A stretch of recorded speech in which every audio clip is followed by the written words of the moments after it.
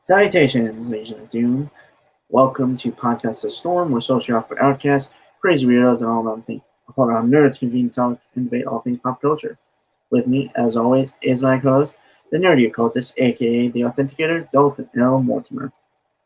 Good evening, and yes, I finally got my camera fixed, so you can see my perhaps you'd rather not see me, but too bad for you. Haha. And I am your host, last time wannabe the brainstorm pop culture. How's everyone doing tonight?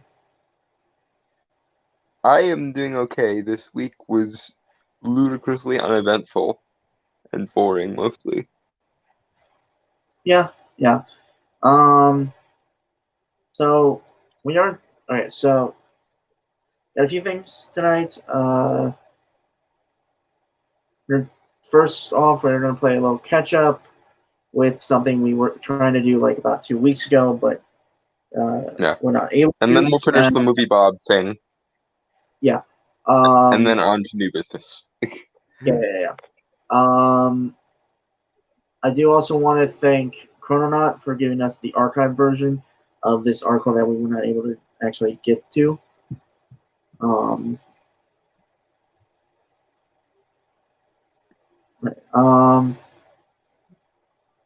So yeah, this is from theindependent.com, published, I'm assuming, February 4th, 2022.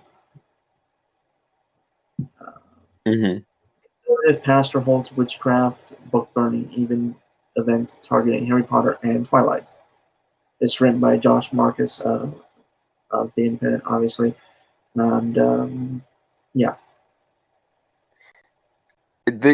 The only thing I have to say about that title is, of all the fantasy series that actually try to get shit right on occasion with regards to magic, you're going after Harry Potter and Twilight, which have converted no one to anything ever, because Harry Potter is a ludicrously stupid portrayal of magic, even in a fictional context, and the sparkly vampire meme is a meme for a reason, in the sense that no one has ever become or sought out psychic vampirism or even sanguinary vampirism, i.e. actual blood drinking, because of Twilight.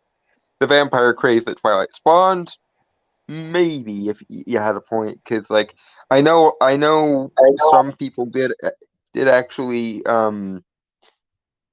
start to favor the like vampire lifestyle, quote unquote, when things like Anne Rice and Vampire the Masquerade became a thing. So I imagine in the afterglow of Twilight and the vampire movie craze that spawned from it, maybe some more people got into things like Anne Rice and Vampire the Masquerade, and thus maybe might have gotten into like psychic vampirism as a spirituality, or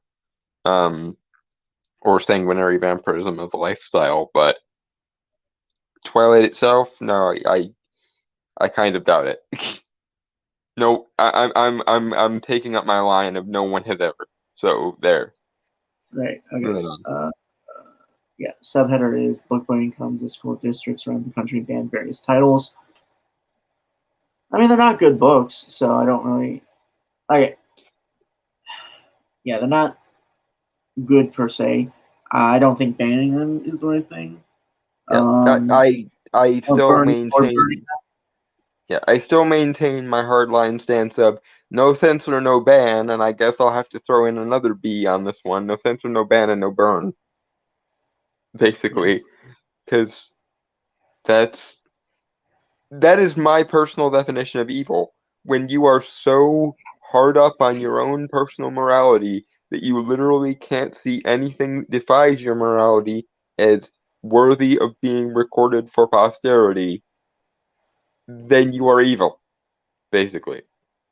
Mhm. Not intentionally, mind you, but as we know, the road to evil is paved with good intentions. No person in the middle of doing evil has ever actually considered themselves evil. Even Yeah. even psychopaths and sociopaths have to sell themselves some moral structure whereby they can justify in their own heads why what they're doing is justified. So there. I shouldn't have to say we shouldn't burn books in the 21st century, but here we are.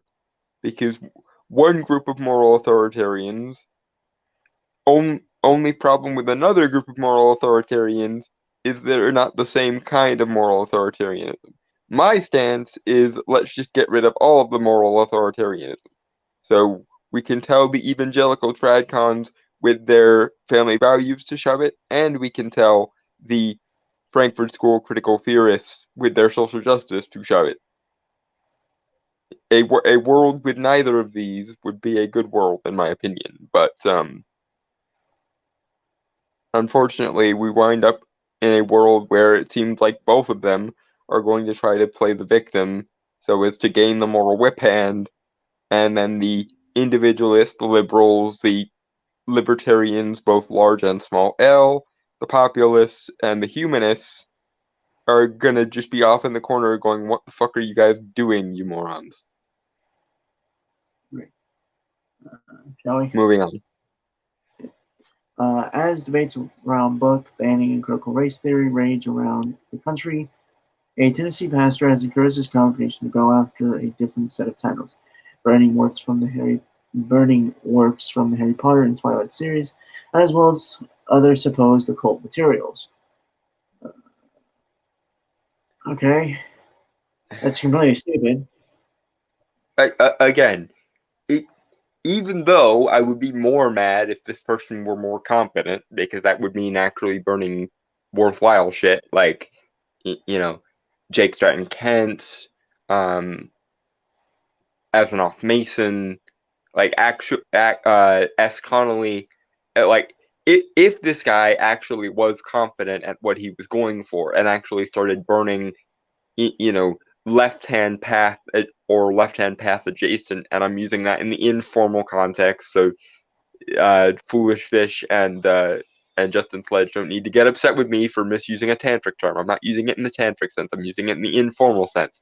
But if this guy was actually more competent at his job and actually went after actual occult text, I would probably be more upset.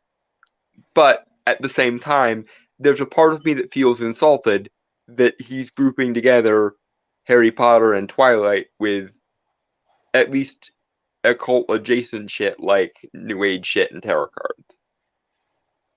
Neither of these would be good, by the way, but if you're going to pick up the old school, witch hunters manuals and shit, and start doing low tier burning times bullshit all over again, you could at least be good at your job and go after the things that are actually relevant to those things rather than conflating Harry Potter and Twilight with it as though Harry Potter has ever converted anyone to studying real magic, or Twilight has ever encouraged anyone to view the psychic vampire spiritual path as more valid, or sanguinary vampirism as a more valid lifestyle.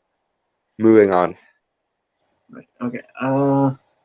Greg Locke of the Global Vision Bible Church in the city of Mount Juliet, outside of Nashville, hosted congregants on Wednesday for a book burning.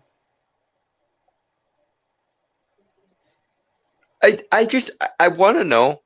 I seriously want to know.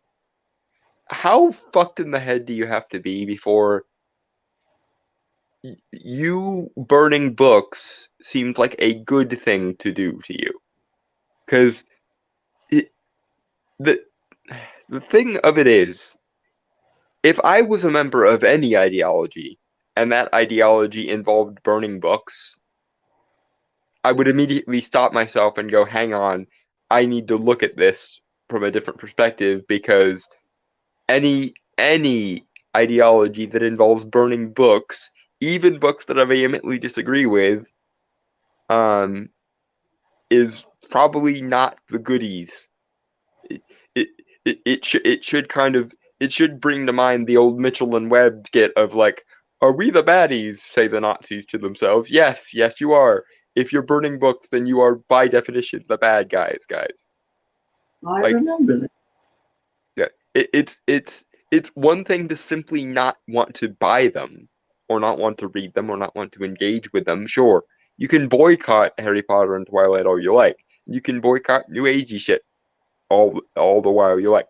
The only problem is a sane person boycotts the things they don't like in the hopes that other people will agree with the reasons they're boycotting them.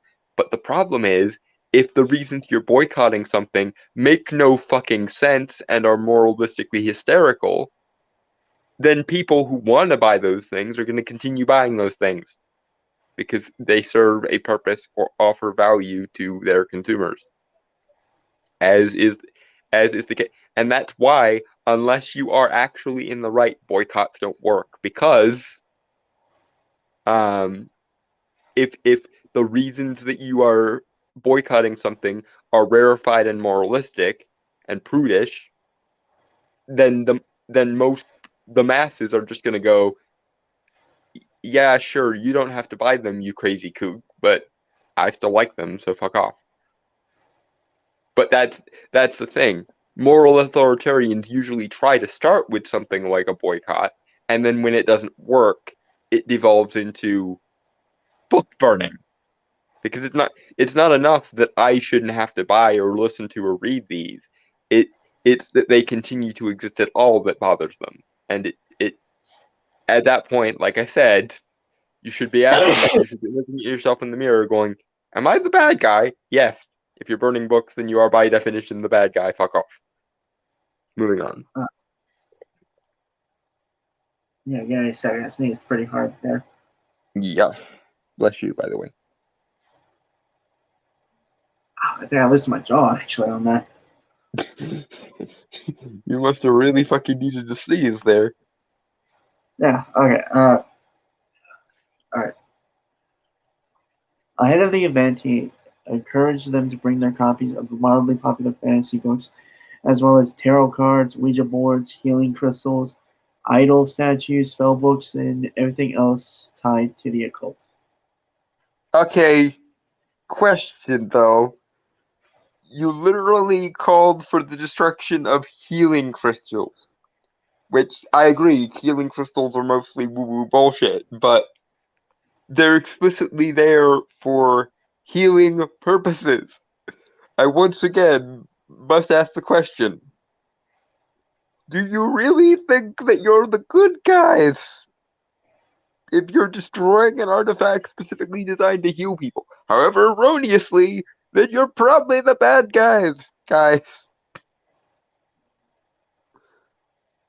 But incidentally, yes, also fuck you for attacking uh attacking spell books, Ouija boards, and etc. along with the fictional bullshit. Because also, wait a minute, hold on here. He asked them to bring their own copies of those things, which means that either the people of this particular community already had those things, in which case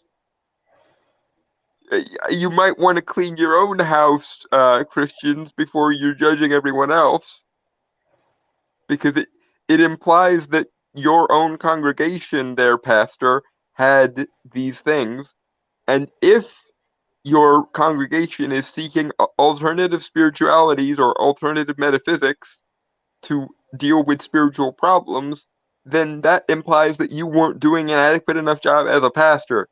So is this literally just a you're dating a new religion and I'm jealous? Is that all this is? It's you shouldn't be going after all those new age spiritualities. You'd be paying attention to me and my apparently very strict interpretation of the Bible. Yeah, no, you can fuck off, you jealous ex-girlfriend bitch. Or alternatively, there is a second explanation for this.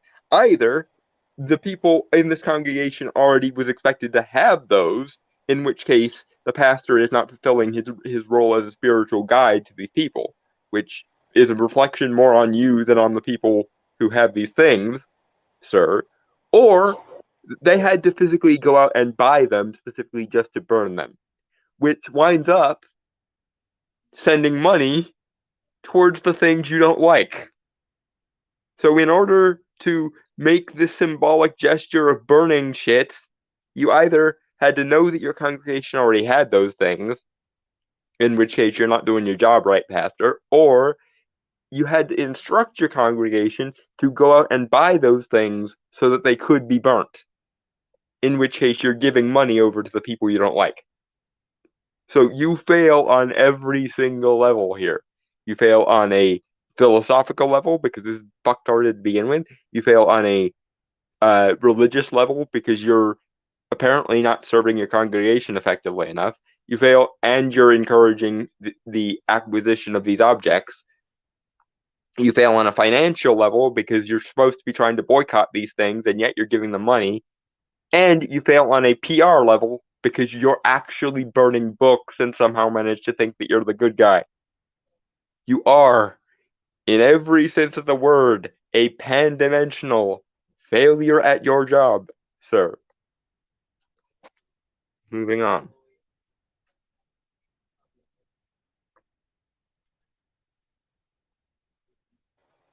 Right. Okay. Yep. Sorry. Muted my mic there for a second, and I just started talking. Wah, wah, wah, wah. Yeah. All right. All right. So we have a constitutional right and a biblical right. Do what we're going to do tonight, he said at the event, which was recorded on video. We have a burn permit, but even without one, a church has a religious right to burn occultic materials they deem are a threat to their religious rights and freedoms and belief system. That is okay. Constitutionally, yes, you can buy whatever you want and you can burn whatever you want as long as you bought it. Like the only asterisk I would put here is if you're stealing it from other people, then fuck you, you do not have a right to do anything to it. But if these are your property, either property that you have previously owned, which again speaks volumes as to this pastor basically being a jealous ex-girlfriend of religion, or it means that his congregation went out and purchased these just to burn them, which either way you slice it seems like a waste to me, because if you're buying something just to burn it, then you don't benefit from it, which you don't think there's any benefit to this to begin with, so I guess that's fair.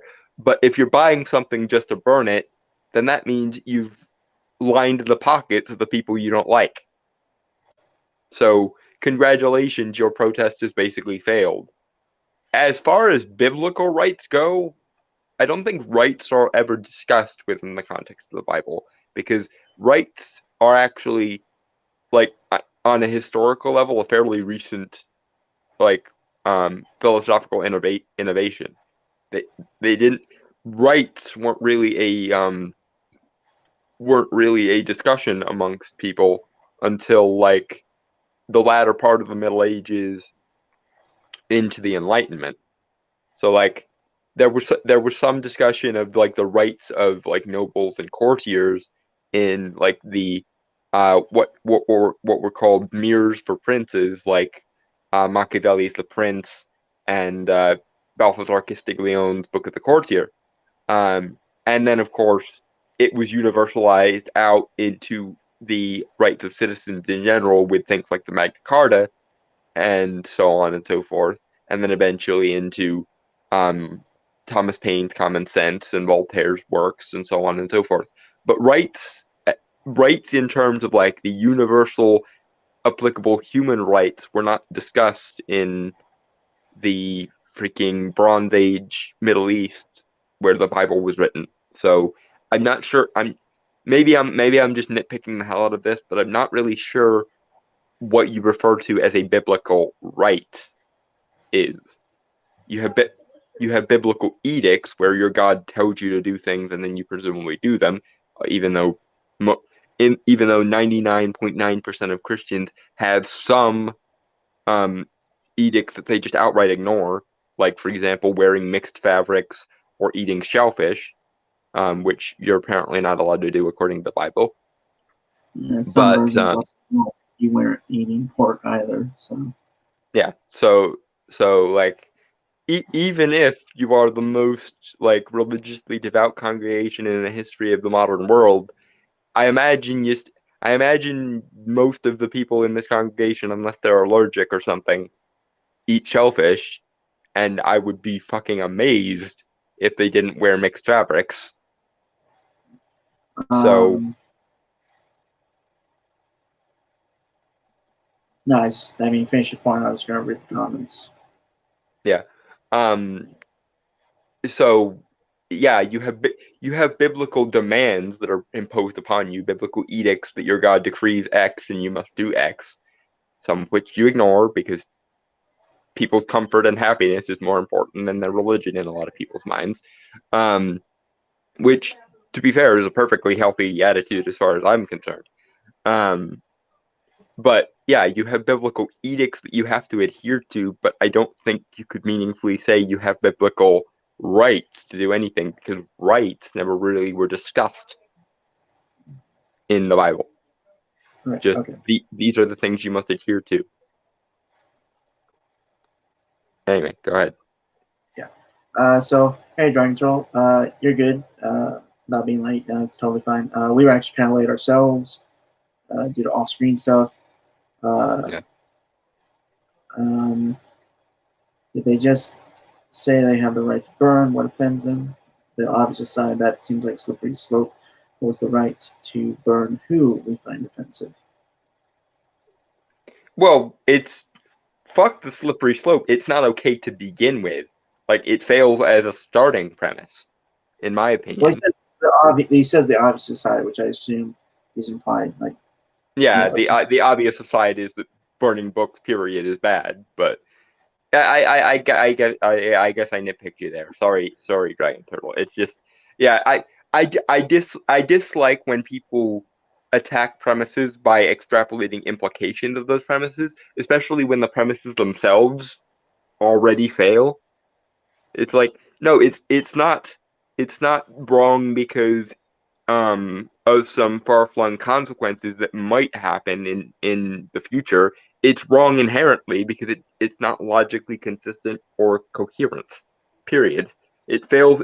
I occasionally refer to it as philosophically failing in the blueprint stage, which is essentially fuck the empirical consequences of a thing.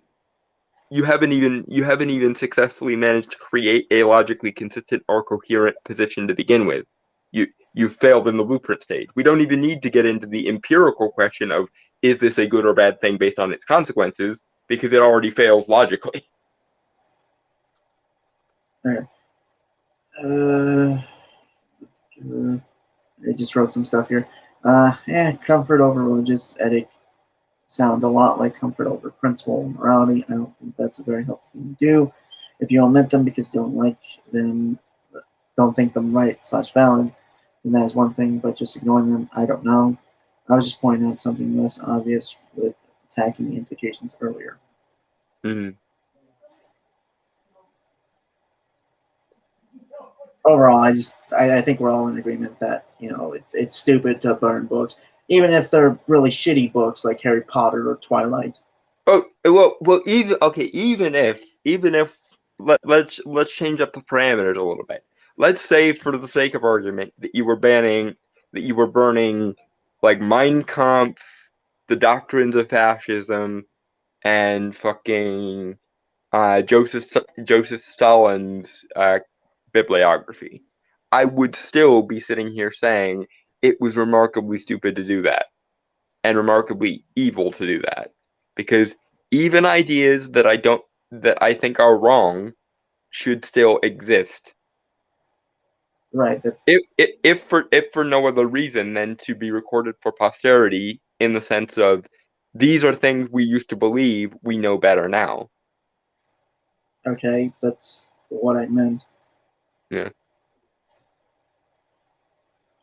It's Also, just a joke, because I think we can all agree that no one that's watching this right now or part of this, no one likes the Harry Potter or Twilight books. yeah, no, they're bad. But I mean, to be fair, I've never read. I tried reading Harry Potter books when I was younger. I couldn't get through it. Honestly, it's boring to me. yeah, I've read all of them and I've seen all the movies because my generation was the generation that got addicted to Pottermania. And I lucked out So on that. I So. I am familiar with the ins and outs of Harry Potter lore, much to my everlasting chagrin. But nevertheless, yeah, I think I think the basic gist of this is don't burn, censor, or ban anything if you can help it. Yeah. Can I move on? Yes. Okay. The faith leader, who was seen wearing a shirt that appeared to have the date 1776, the year of the Declaration of Independence, has previously called the pandemic fake and discouraged congregants from getting vaccinated. Okay, that I don't mind as much because that is he's wrong about vaccines, but I don't think if he's been saying this about all vaccines, then he's wrong about vaccines. But I don't think it's wrong to be skeptical of this particular vaccine because it was made much quicker than any other vaccine in human history was made, and it's been enforced to a ludicrous degree more than any other vaccine in human history has been enforced. So Right. being skeptical of COVID and being skeptical of vaccines, or just this vaccine in particular. I'm not really sure which side this guy is on with regards to the vaccine question, but I don't think that that's relevant to this.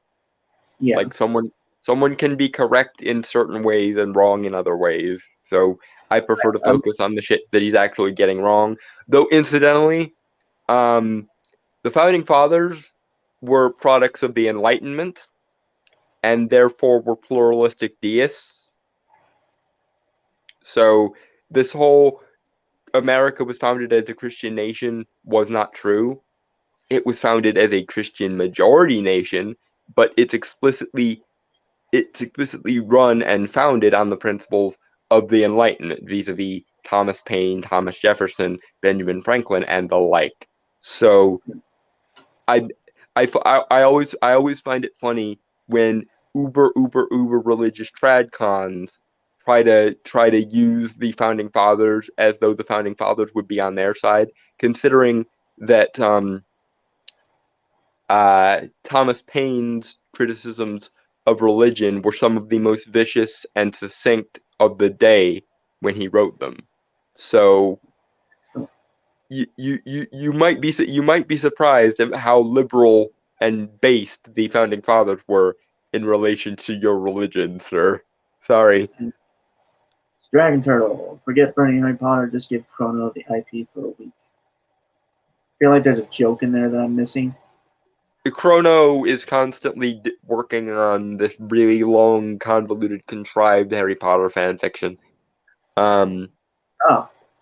Huh.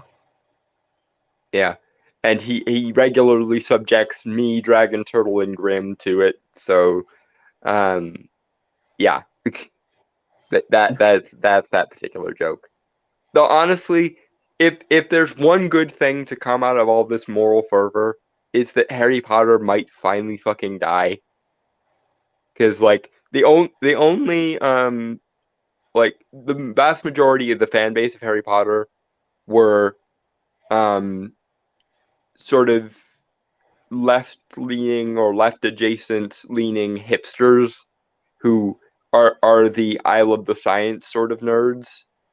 Um and a large percentage of those now feel alienated from Harry Potter because of shit that J.K. Rowling has said about gender and such. Right. So the the the woke side of the argument is going to be alienated from J.K. Rowling um, by her own positions, and that's the majority of the fan base.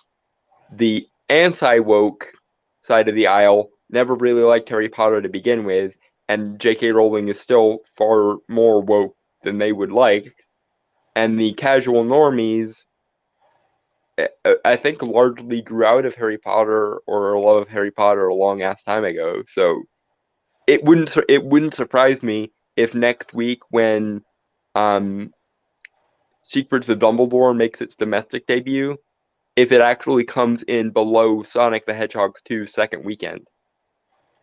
So if that happens, I get the points for making the prediction. Right. Okay. Dragon Turtle, I'd argue that the vaccine stuff is like the let's ban Nazis argument, the reasonable seeming violation of principle to get your foot in the door and isolate people who defend the principle.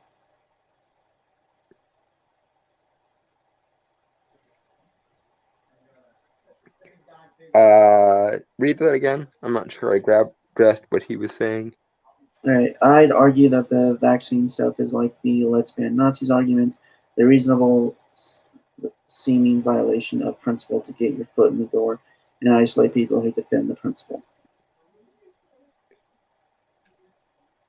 Yeah, it's just an attempt by the author of this article to poison the well. But that being said, just because this person is so incompetent, the person who wrote the article is so incompetent that they conflate burning books with vaccine denial, doesn't mean that burning books isn't an inherently stupid thing to do. In fact, if anything, the person who wrote this article just made this guy seem more reasonable by pointing out that he also was skeptical of COVID and the vaccine.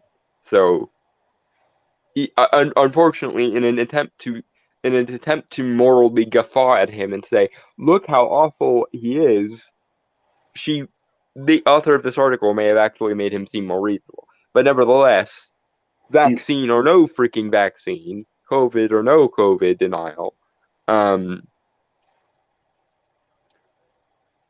what he can be judged for is shit that he is actually espousing and shit that he's actually doing, which is the book burning bullshit. All right. Anyway, continuing because I want to get through this article. Yep. Right. Last week, a Tennessee school board voted to remove the Pulitzer Prize-winning graphic novel Mouse. And again, this is from February. We were just wanting to finish it, get this article done. We're catching up because we were Valentine's Day focused in February. So yeah. So Pulitzer Prize-winning graphic novel Mouse or Moss about the Polish experience of the Holocaust from its curriculum, alarming advocates and educators around the country. The book burning and bans in Tennessee are part of a larger cultural fight being fought in America's school over what sorts of themes are appropriate to teach young people. Yes, and just to reiterate my position on this, I say fuck both of you in this particular fight. I'm not in favor of the tradcon evangelicals screeching about my family values, nor, however, am I in favor of the Frankfurt School critical theorists screaming social justice. So, in my opinion, you both can fuck off each other, and you deserve each other. Is the way I'm going with that. Don't enforce traditionalism, and don't willfully subvert our children. Just be objective. If you can manage it, please.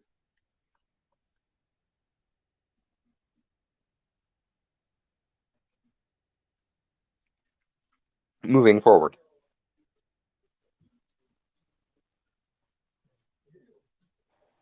Yeah. Okay. Yeah. Sorry. Oh, hey, Tillian.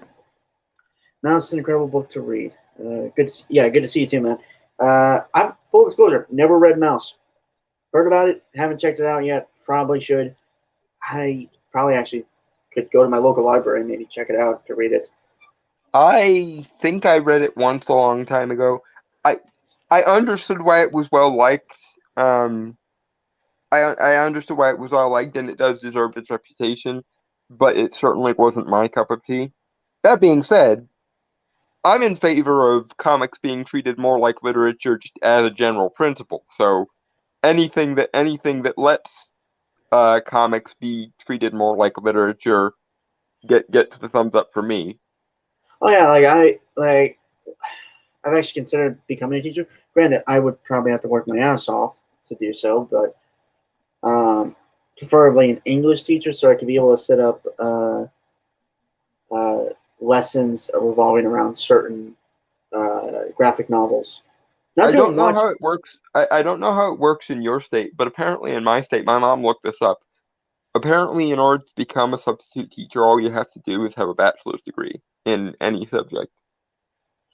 I would probably check in my state stuff then.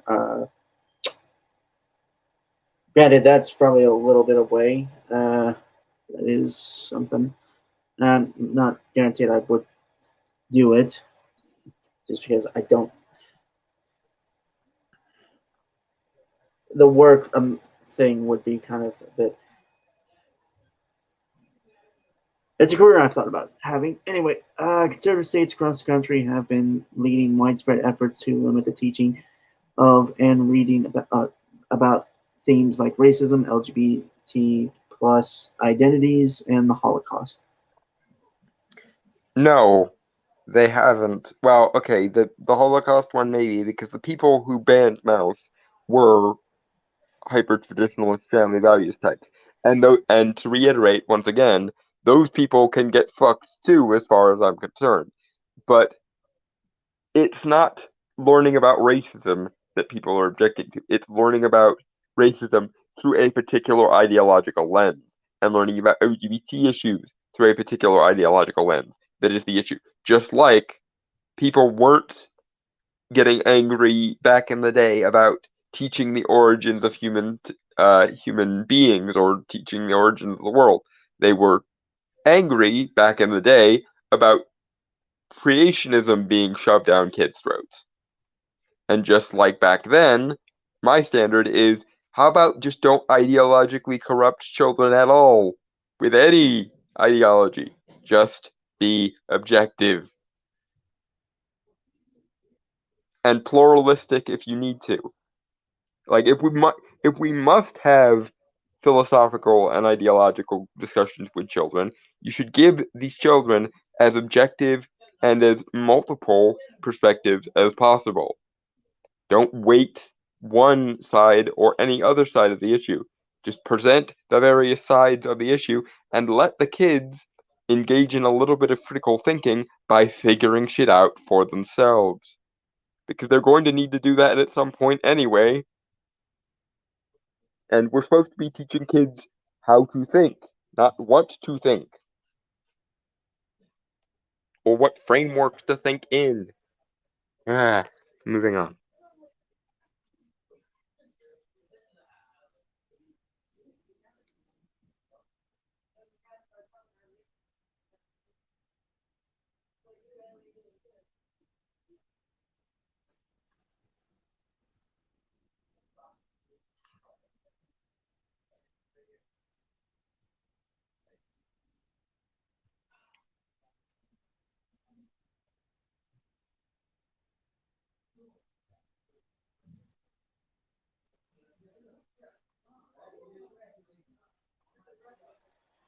Sorry. I went to grab dinner.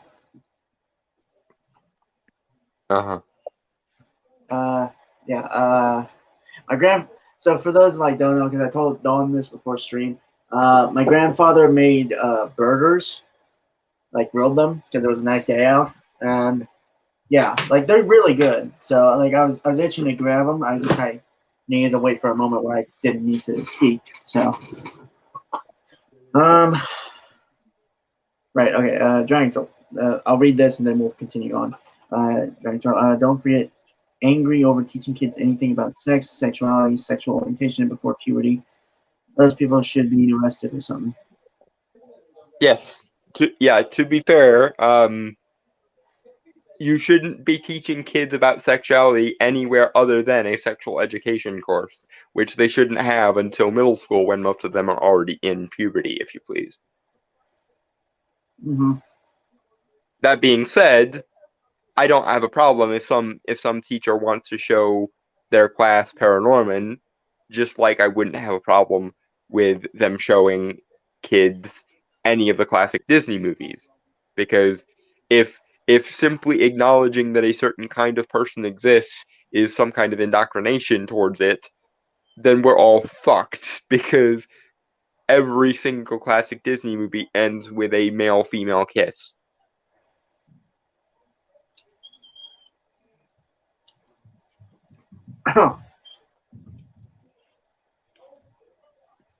But in any reasonable standard shouldn't blink twice at Paranorman or the classic Disney movies. To me, they are perfectly equivalent and therefore perfectly harmless to young minds. Now, if the teacher spouts off after showing them this movie about how awesome it is to be gay, then that person should probably be investigated by the school board in as an objective manner as possible. Right. Because my goal, my city on the hill, my gold standard is one day a world where nobody gives a fuck about these things, and we can all be made aware of them in an objective, unbiased manner, and then make the decisions for ourselves about them. Right. Anyway, oh, right, Tillium. Sorry, I didn't see those comments before. I just saw Dragon Troll pop up. Okay. Thing is, in Australia, there is a group of politicians wanting to ban the use of a certain symbol used in history for evil, though its origins are ignored to educate full history-wise. Would that be the swastika, just out of curiosity? Yeah, thing is, mouse on a GN also has that symbol in it. Yeah, So, and again, this is exactly why I advocate for, as much as possible, avoid censoring, banning, or burning anything at all. Because even bad things that happen in history did happen and are a reflection of the human condition to some meaningful degree. And it's better if we all just accept that, yes, humans can do that. And the more we shun any knowledge or disavow any knowledge of those things, honestly, the more likely we are to blindly fall backwards into a new version of them. And I would really, really rather we didn't have to do a reboot of the uh, early 20th century, because the early 20th century was FUBAR, in case anyone forgot. Australia is crazy. They went full Nazi with COVID and called anime like Dragon Ball pedophilic. See, I knew they banned anime, but Dragon Ball. Wait, what in all the fucks? Well, I knew yeah, I I guess knew the original Dragon Ball because it had some weird scenes with Master Roshi. I oh but oh, I think it's still stupid. It's just I think there is some credence. I knew Australia went completely batshit with COVID restrictions. I did know that, but I didn't know that they had some sort of hate boner for anime in general, and I certainly didn't know that they called Dragon Ball of all things pedophilic. And the whole joke with Master Roshi is he does those things, and it's creepy, weird, and bad. Like, by portraying Master Roshi like that, we're supposed to laugh at how socially awkward and inept he is, basically. Mm-hmm. I don't. I know. Moral authoritarians. I swear to God, they will. One of these days, I'm gonna be so caught off guard by the stupid. I'm just gonna give myself a brain aneurysm by accident. Yeah. Again, these things are gone.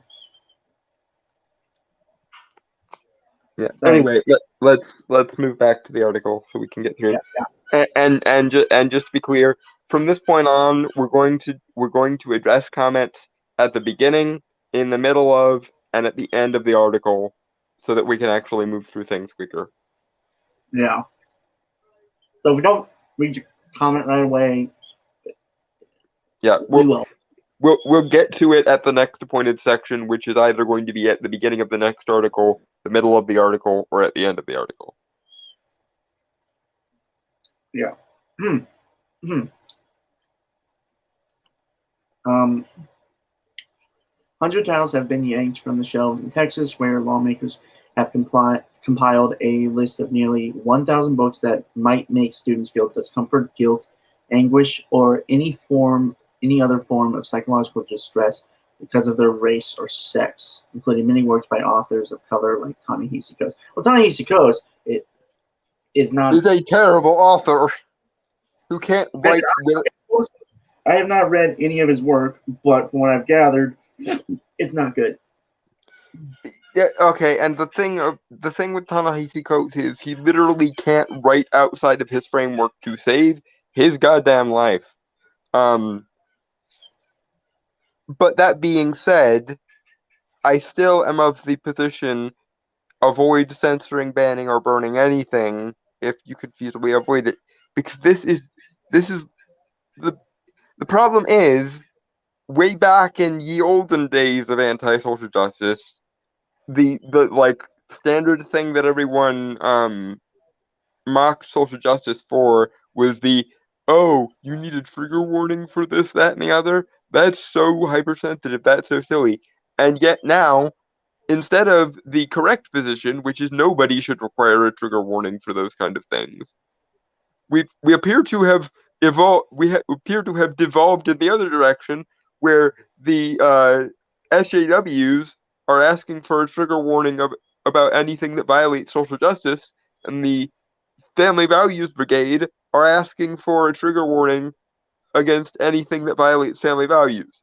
And meanwhile, the sensible, classical liberals, Randian objectivists, uh, lowercase and uppercase libertarians, populists, and etc., like all of the individualistic middle positions are like, but we we can't enjoy things if both of you guys are banning everything. Mm-hmm. Because that's the hilarious thing. Um, and this is the funny thing about J.K. Rowling. J.K. Rowling is a perfect example of exactly why I am so hard on both sides with regards to this. Back in the day, when Harry Potter was first published, the TradCon family values types whined at her because they thought that it would convert their children to witchcraft. And now that the zeitgeist has changed over, the people yelling at her are the social justice types because she's not a firm enough adherent to social justice. And my solution to this is just, you both need to fuck off and leave this woman alone and let her produce her admittedly very badly written books as much as she wants to and as much as people want to consume them. Like, I still maintain this. Instead of capitulating to either side, we can just all grow up and arrive at the individualistic, populist, humanistic middle position, whereby moralists can use the door and leave everyone else the fuck alone. You are free to ban and censor within your own communities as much as you want, but we here in the individualistic liberal populist wing of things are also free to make fun of your stupid arguments and argue back as much as we feel like it. Anyway, Moving on. yeah, okay. Sorry. Especially in his name wrong. I'm sorry. So, Ovida Molina, president of the Texas State Teachers Association, has called the effort disturbing and political overreach into the classroom. Which it is. Yeah. In January, a Missouri school district voted to ban Toni Morrison's acclaimed novel, The Bluest Eye, which deals with a young black girl after the Great Depression and considers questions like the racist attitudes built into beauty standards. I've never even heard of this novel. Okay, that last part of that sentence makes it seem very social justice-y, but I still maintain don't censor or ban anything. It really isn't that complicated. Unless like actual criminal behavior is being like lionized or advocated in it. Right, I'll be right back. And even then, if it's a fictional example, I would make the argument that much in the same way as video games don't cause sexism or violence, depending on who you ask, books don't either. So even then, I'm like, especially not if the character is supposed to be a villain, because I hate this new attitude of we can't even show villains doing bad things because that might encourage people to do bad things. Well, even if novels and video games encourage that, which they don't, but even if they did, if the character who's doing them is being framed as the bad guy for doing them, then they're the bad guy for doing them. And therefore, if novels and video games and things have this kind of impact, then the message most people will take away from it is these are bad things and doing them makes you a villain, which is, if we're going to get all hung up on messaging, a good message. In order to accurately portray a villain being villainous, you have to show them doing villainous things sometimes. Because otherwise, then their role as the villain is going to get mightily confused if you have to swim under all the censorship bars.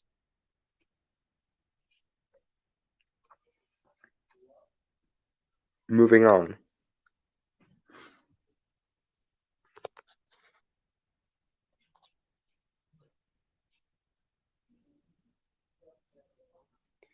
Whenever Brainstormer gets back or unmutes.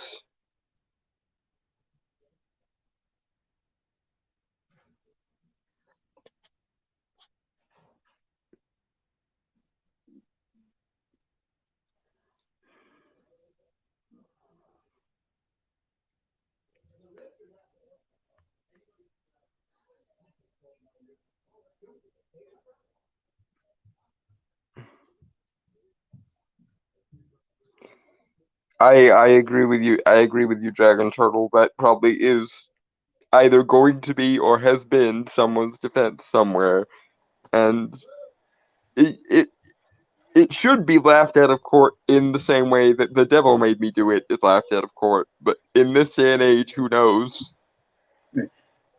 I'm back. Yep. Moving on. Yeah, sorry. I just wanted to get like a second helping the burgers. Uh-huh.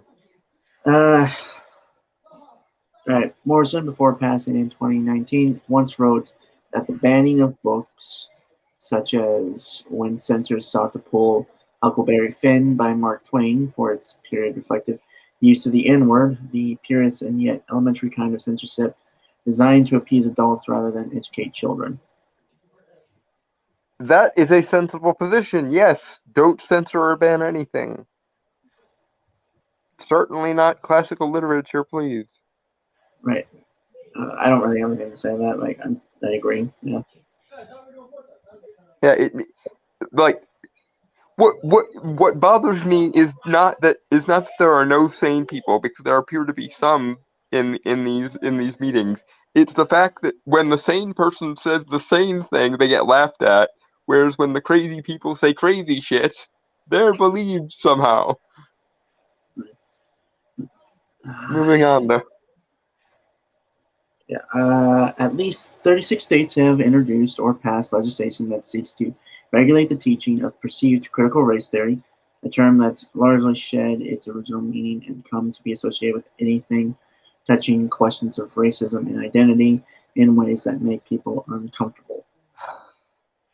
This is a false equivalency that you're doing because critical race theory is an actual ideology with actual tenets that are being taught as the unvarnished truth. And I maintain, once again for the record, that no ideology should be taught as the unvarnished truth. Unless you are talking about, like, scientific models of the universe, or if you're taking, like, a religious studies course, and in that case, such things should be taught pluralistically, i.e., these are what various religions have taught, not just these are the one true religion's views on the subject. And quite frankly, even with regards to scientific models, and I'm gonna scientifically geek out for a second because before I was interested in magic and philosophy, I had a theoretical physics phase. It is useful, even in science classes, to teach past scientific models as a thing people believe. Like, for example, when I was in school, um, and we touched on this, which wasn't often because I actually usually ended up having to bring up uh, Einstein's theory of relativity before we got onto this topic.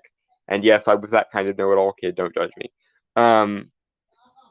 But it's useful to compare and contrast Newtonian physics, for example, to relativistic physics. So even when it comes to scientific models, it's at least useful in a, like, sort of understanding where we came from historical context to compare and contrast the various different scientific models. So yeah, no, teach things pluralistically if you have to teach them at all, and avoid teaching them where you can. Is my standard there. And on to the movie Bob video and the finishing thereof, I assume. Yeah, it just finished there, which it feels like a weird, like a cut off weird there. Actually, like it feels like that is not supposed to be the end. Yeah, also articles and writers of articles, finish the arguments you start to make, please. Yeah, It it's makes our jobs really weird when you just end the article at a random place as though that's supposed to be the end. right. Okay, so we are going to try and finish the movie Bob video that we started last week during our whole kind of the Batman overview. Yeah, our the Batman special. Right. I am reversing. Which we did partially because this podcast actually started with a Batman centric episode. Like, Specifically Gotham, which yeah. yeah. But yeah, if you want to see the first half, go check out that one, which is podcast 159. And just for context sake, I am pushing it back 10 seconds beforehand, so we have some more. Yeah, so we can actually get the pick up where, so we can actually hit the ground running with the thing. Okay, give me a second while I do this. And yes, feel free to make the "but you can't run" jokes because, crippled.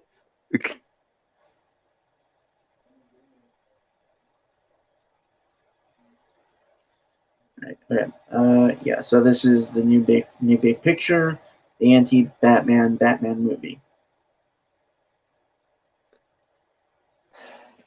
Even the title is contemptuous and condescending. Yeah. Honestly, I don't remember much of it, like the first half of this video, because honestly, he wasn't really saying anything. He claimed that the Batman as a movie hates the concept of Batman as the subject matter because he read a bunch of deconstructionist woo into it that wasn't there, or was there but only in the loosest possible sense, and then he extrapolated a bunch of shit based on it. Right. Okay. It's whatever, honestly. Yeah. Anyway, shall we? Batnana. That It's funny. I keep picturing the whole thing with Batman Damned every time we say that. Props, and I'm not like props to anyone who gets that joke. Like, I'm not going to explain it. Like, props to anyone who gets that joke. Okay, so yeah. Okay, just before we start, I guess we got some comments here. I still argue that you can't teach someone without teaching them an ideology, religion, philosophy, worldview, morality, etc., whichever area it happens to touch on. Anything you are teaching them is based on how someone has best put together how reality works and the best way to navigate it. Thus, by that logic, you cannot teach science without also teaching various alternate theories and creation myths. I mean, if you're doing it in a pluralistic historical sort of way of like, this is what we used to believe and this is what, like, if you give the kids a lesson on like how our understanding of gravity has evolved, and you start with Newton and go through to relativity, I see no problem. I see no problem with that. And if you want to teach creation myths or like the creation story, again, my issue isn't with teaching that. My issue is put the appropriate subject matter in the appropriate class. So have a religious studies course, and then give the various comparative or I had a mythology class in high school. That would be a perfectly decent place to bring up creation myths if you wanted to bring up creation myths. In fact, if I were structuring a mythology course, I would probably start it with, these are the various creation myths of the various, major relevant cultures. But you should be pluralistic where you need to be, but also organize it such that you can section things off into their appropriate bubble. Like, put the religious stuff in the religious studies course, put the mythology stuff in the mythology class, put the science shit in the science class, and so on. I'm not opposed to organizing information, but trying to teach a moral component or an ideological component is very much wrong. You can teach, these are the various ideologies and this is what they thought, but you should not teach, this is the correct choice for the ideologies that you must adopt. Like, have a debate class, if anything, where you can learn about these various positions, and then kids can defend their positions as and when they find that they agree with one. And better yet, do what a lot of debate classes do, and have the kids occasionally switch up their arguments so that they have to argue for the opposite position, so that they gain a more well-rounded understanding of the opposite position. Like, again, I'm not opposed to teaching critical thinking and debate either, but do it in the right context, which is be objective, be pluralistic, and be as neutral as you can justify being. Right. Moving on, though. Yeah. To Bob and his stupid. Yeah. That Nana. The Beast would have been in there again. Oh yeah, did you know that's who this random useless dude was supposed to be in Batman v Superman? Yeah, that was totally real. Look it up. Oh, also the reason Riddler has so many people to kill is that all the cops, politicians, and gangsters running Gotham City now apparently use the death of the Waynes and subsequent investigations into and cover-ups of out as means to enrich themselves and work out who is in charge of the whole corrupt power structure. And Catwoman is here ostensibly. Okay, he's mostly describing, so I have no comment yet. Okay. Banana.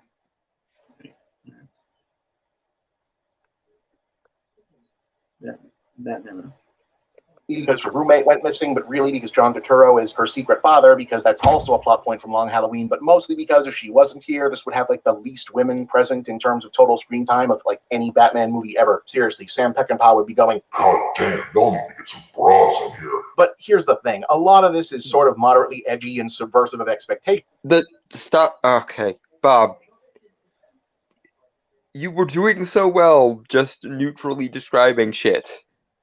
And then, as per usual, you conflated the shit that you brought with you to the movie with shit the movie was saying. I.e., nobody cares or should care how many women are in a thing. Bob. Nobody while making the movie was going, we have to have a woman in here because if we don't, it'll be bad. No, and if anyone was thinking that while making this movie, then they were a moron. Just like you, Bob. Once again, I feel the need to take you by the hand as though you're a 5-year-old, sit you down, and try to calmly explain to you, Bob, the difference between things that exist on the screen and things that exist inside your own head. Because you appear to selectively not understand the difference between these two things. No, I don't think I have anything to say to that, honestly, because I think he was just getting into his point. Yeah. Batnana. Well, actually, Okay. Go ahead. well, I don't think she's an integral part to the movie. I think she is, at least for the character of Bruce Wayne in the Batman movie, she is important to at least let him see the kind of ground level desperation people have that causes them to be criminals.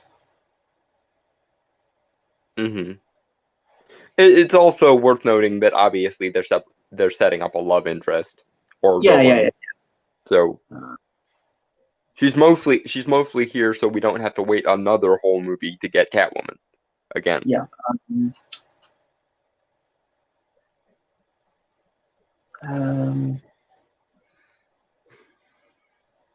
No, other than that, I don't really have anything to say because, like I said, he was just getting to his point. Yeah. Batnana. No. About the Batman mythology and whatnot, but none of it is really a twist in terms of the plot of the movie. Most of it is just right out there or in a video Riddler just releases for everyone to watch midway through, and the rest of it he just confesses right before the big extraneous final action scene. Just very matter-of-factly, here's who I am and why I've done what I've done. Instead, the twist turns out to be why his plan doesn't fully succeed, but also why Batman feels... Okay, he's just getting into the point. Let's let him expound on what his point is, and then we shall inevitably have to spend half an hour fixing it. Batnana. Yeah. Batnana. To stop it right away, so the plan mostly plays out, and why he still kills a ton of people and basically destroys a bunch of Gotham City. And this is where the Batman actually seems to be trying to do something really interesting and provocative and unique and even sort of bold with not just this specific property, but the entire superhero movie genre, holding up not only Batman individually, but the Batman-style archetype and indeed the entire extra-legal vigilante savior fantasy trope. Oh. That was weird. Okay. Okay, Bob, to you, a superhero movie shitting on the very concept of superheroes is bold and provocative. But to everyone the fuck else, that is what we refer to in the industry, Bob, as a dick move. Right. No, I don't have anything, actually. I thought I did. Yeah, okay. But, yeah, Bob. And by extension, film intelligentsia as a class. Undermining your subject matter is not bold or revolutionary. In fact, if anything, the opposite is true. You want to know why? Because assholes like you, apparently, Bob, and every other fucker in the film intelligentsia zeitgeist actively hates the superhero genre. So ironically, the most bold thing a superhero movie can do in this day and age is be fucking sincere.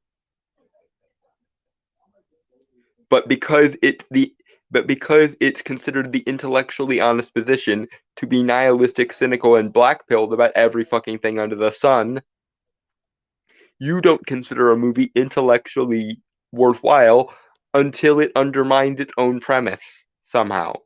Because you think that the only way anything could be clever is by throwing its hands in the air and going, fuck it, nothing matters. Well, fuck it, nothing matters. Maybe a intellectual position to you, Bob, but that's because you don't appear to understand the notion that you can be sincere without being naive.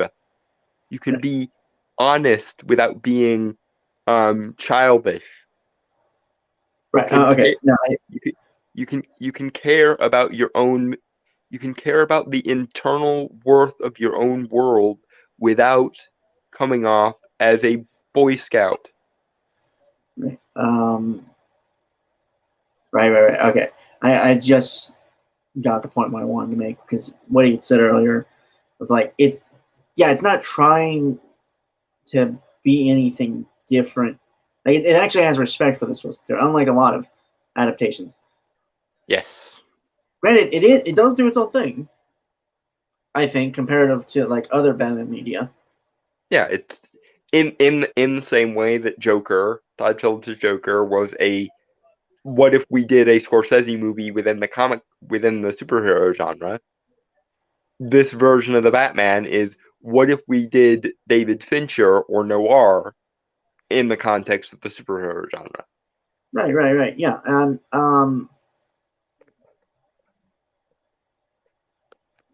it's also like it's not trying like with like you said, yeah, it's very sincere. You know, and again, it's not trying to say anything in my opinion. That's not how I saw it. It's just trying to tell a really interesting story that is very character focused, which we don't see a lot of actually in Batman movies. Yeah, and what's more, the only reason I also feel like clarify live action Batman movies. Yeah, we haven't seen character focus much. Yeah, because Mask of the Phantasm was ludicrously character focused to the point of incorporating flashbacks. Yeah, they actually just put the Phantasm in the comics recently. I did hear about that. How did they do? I don't know. I haven't checked it out. I heard about it. I mean, obviously, my move for characters like the Phantasm is always going to be what if they actually were supernatural. But again, I'm well aware of my biases, so if they do an interesting take on the Phantasm that isn't like supernatural, that's fine too. It's just I always thought it would have been an interesting twist if the Phantasm had actually been supernatural, so it would have been Batman versus a supernatural creature the entire time, but also the background story of, you know, his first love basically being a Phantasm and being basically the Phantasm is sort of kind of like the Red Hood in the sense of like it's a similar moral structure to Batman. It's just taking a different road with it.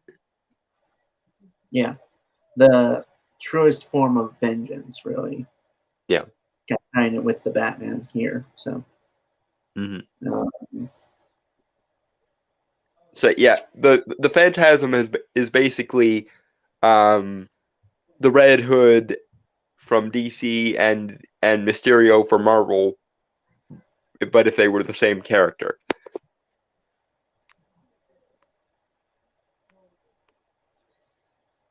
Which is, I guess, an interesting way to spin it if you're gonna spin it. Anyway, anything else to add, or shall we move on? Yeah. Once again, Bob, your need to see the Batman as some sort of subversive masterpiece is something that you brought to the movie, not something the movie is doing to itself. The movie is cynical with regards to this particular version of Batman because this particular version of Batman isn't actually living up to the goals of Batman. Whereas, and I made this point last week, but I'll make it again here for completeness' sake, in the next movie, Robert Pattinson's Batman will be more Batman-like, and therefore the movie itself will be more lenient with him.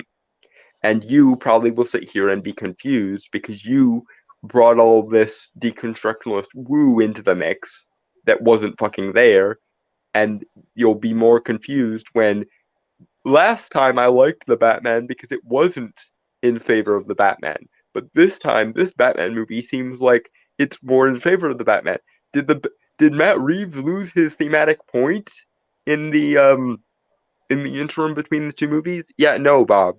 He didn't lose his thematic point at all. You just brought a completely irrelevant thematic point that wasn't fucking there into the mix and are now judging everything else you see within this franchise based on a supposition of your own making. Whereas if you ask Matt Reeves the reason why he made the Batman this way, he probably will say something along the lines of, I wanted to do a Batman movie where he wasn't done becoming the Batman yet. And so the more he learns how to properly be Batman, the more optimistic the franchise will become. Which will make perfect goddamn sense to me and everyone else who actually likes it when movies deliver the things they're promising. But to you and your ilk who need everything under the sun to be thematic, meta commentary, and subversive every 5 minutes, it will probably make the franchise much less interesting. But that's because you guys are pseudo-intellectuals who can't wrap your minds around the fact that sincerity can be meaningful too. Anyway. Moving on. Yep. Okay. Batman. Lanky savior fantasy trope to the cold light of day for practical, philosophical, and ideological introspection, and finding it to be actually kind of wanting. What's wrong? It's Barb. She's sleeping with someone else. The signal is for emergencies. You see, for a lot of the movie, people keep trying to tell Bruce Wayne that he's not doing Batman the right way. Even people who don't know he's the Batman. Yes, because I have one thing. Go ahead. Well, the clip he used of Harley Quinn. One, fuck that show because it hardly gets any characters right. Mm-hmm. And again, it's not deconstructing anything, or if it is, it's not the standard way, which I think a lot of people are used to. Yeah. It is This movie criticizing isn't The Boys, basically. Yeah, dude. It is criticizing the protagonist because the protagonist is flawed and not right at the beginning of the movie. Mm-hmm. Which is kind of a shock because most movies these days try to always paint the main character in the right at all times. Captain Marvel, cough, cough. But yeah, the reason why this version of Batman, why this Batman movie is being hard on this particular version of Batman is not because the very concept of Batman is wrong. It's because this particular version of Batman has thus far failed to live up to it. Yeah, it's not. Yeah, like again, it doesn't find the concept of Batman wanting. It finds this version of Batman failing to live up to that wanting. Yeah. It's not.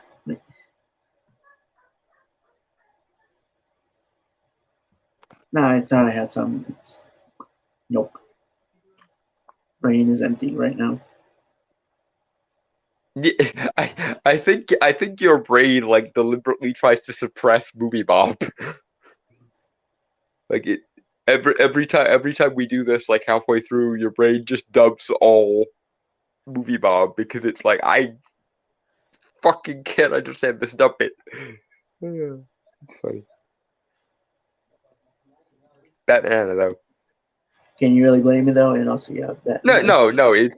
If you're gonna brain dump anyone, brain dump Movie Bob because Movie Bob makes no coherent sense most of the time. But nevertheless, I feel bad for making you like forcefully repress every time we do this.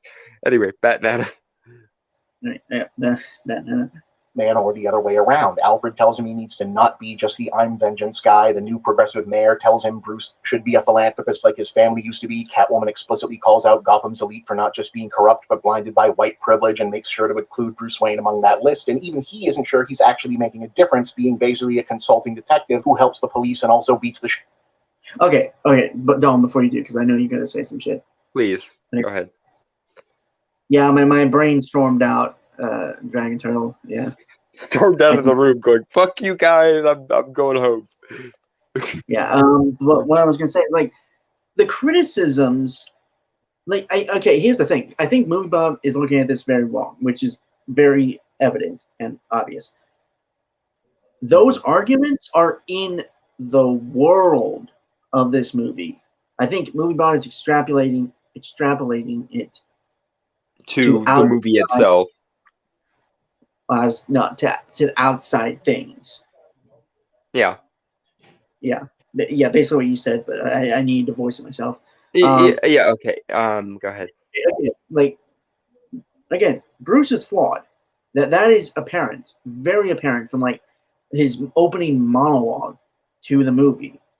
How he's again very consumed, very like, don't get me wrong. Batman overall has always been like this very overly devoted kind of character. Yeah, he's a zealot. By his very nature, he's a traumatized rich boy trying to get back at the world for taking his parents away. Yeah, and yeah, he is slouching on his duties as Bruce Wayne because he sees Batman as the only thing that really matters. Like he's zoned in. Yeah, Like it's the different. It's always been the difference between Batman and Superman.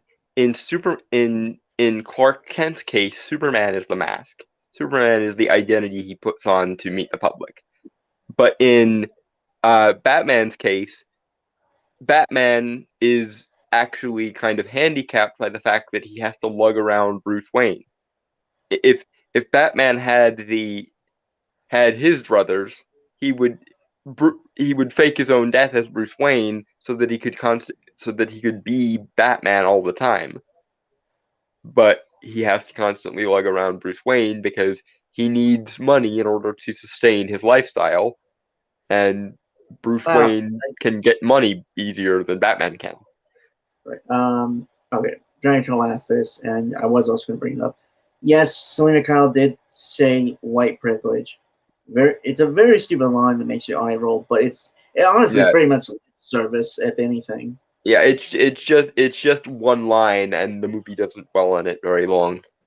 Yeah, like I think you said it best last week. Is it feels like some executive or some kind of forced people to put that in there. Yes, some Warner Brothers equivalent of a Kathleen Kennedy, fortunately with less power, went, we can't actually make it seem like we like Batman because Batman is toxically masculine or some shit. Therefore, let's shove a line in here about how white privilege is a thing, and let's shove a line in here about how the Riddler is basically an incel derp.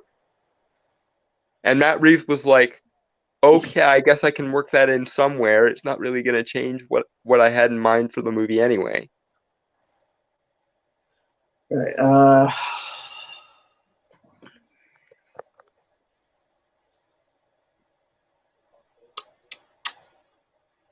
Something about cops he said earlier. I don't remember it.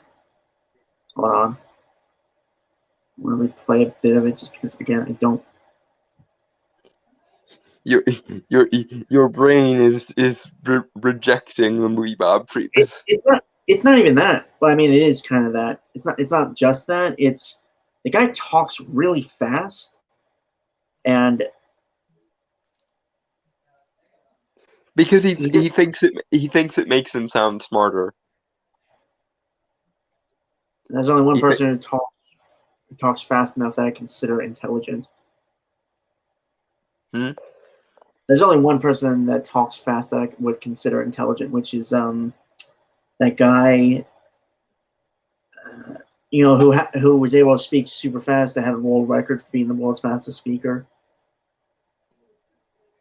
Yeah, and I mean, Rob Paulson probably counts because he still to this day has the Wacko's World song, or no, Yakko's World song memorized.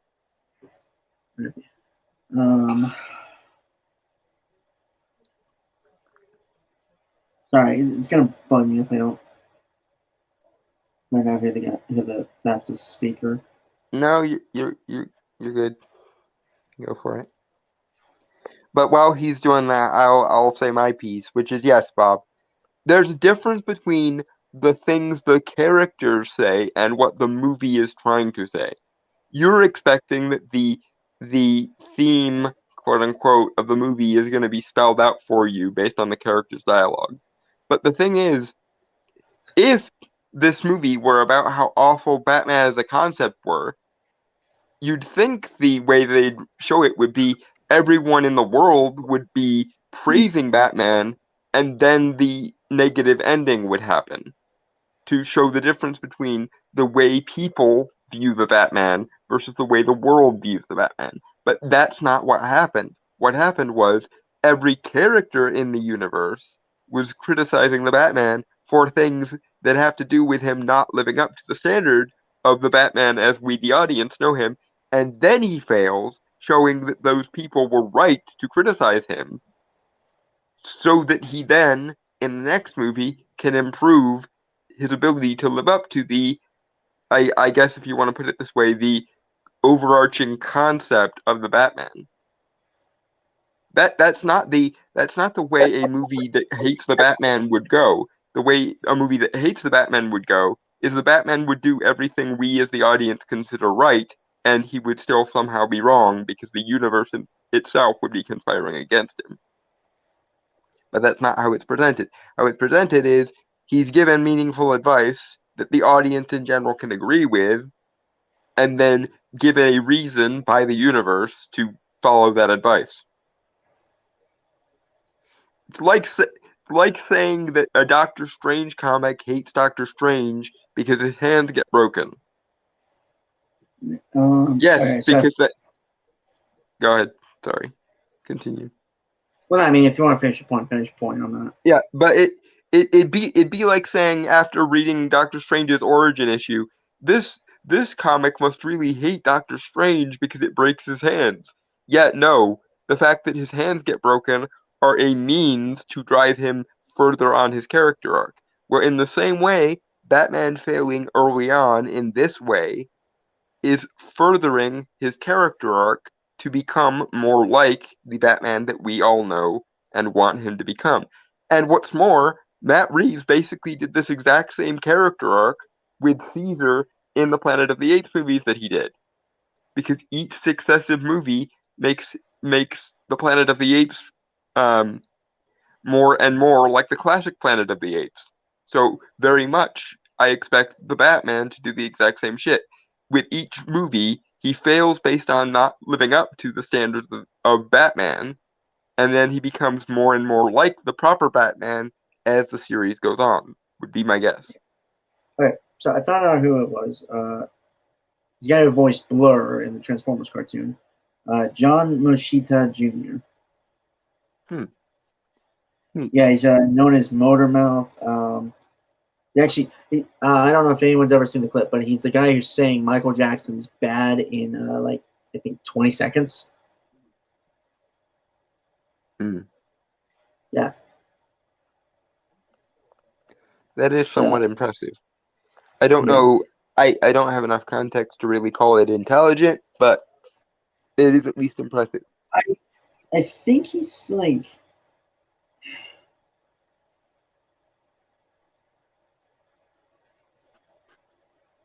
I think he was a teacher at one point. I'm not entirely sure. Don't quote me on that.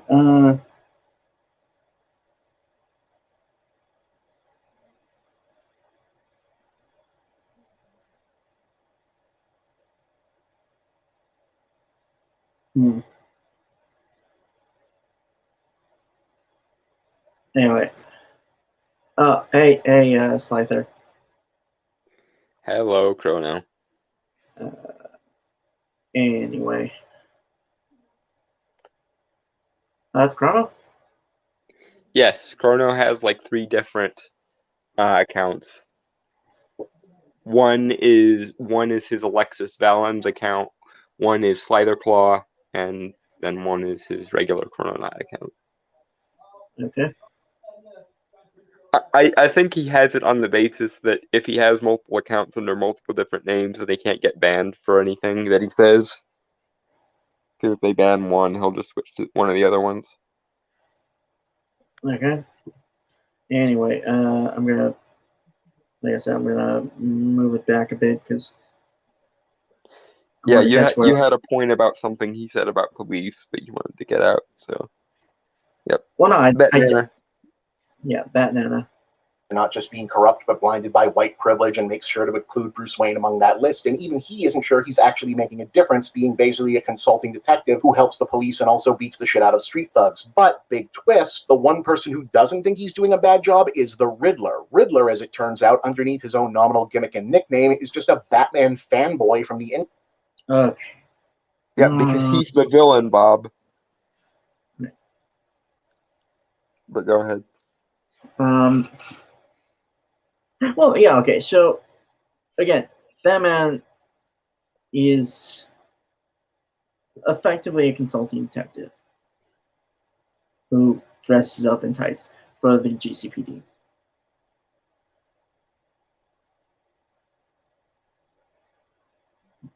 And yeah, the GCPD in the Batman is corrupt, as usually the GCPD is before Batman comes in and helps. Which is exactly why Gotham needs Batman. Because if GCPD were capable of doing their job, then obviously nobody needs the Bat Vigilante to show up. But unfortunately, the occasional Gordon or detective, Bullock, Montoya. Was it in the Batman cartoon? There was an Asian detective. Ellen. Yeah, Ellen Yin.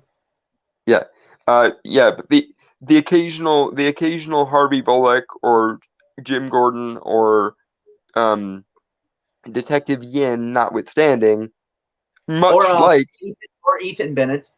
Yeah, much like in the early 20th century, mobs, as in mafias and villains of various different kinds, own the police.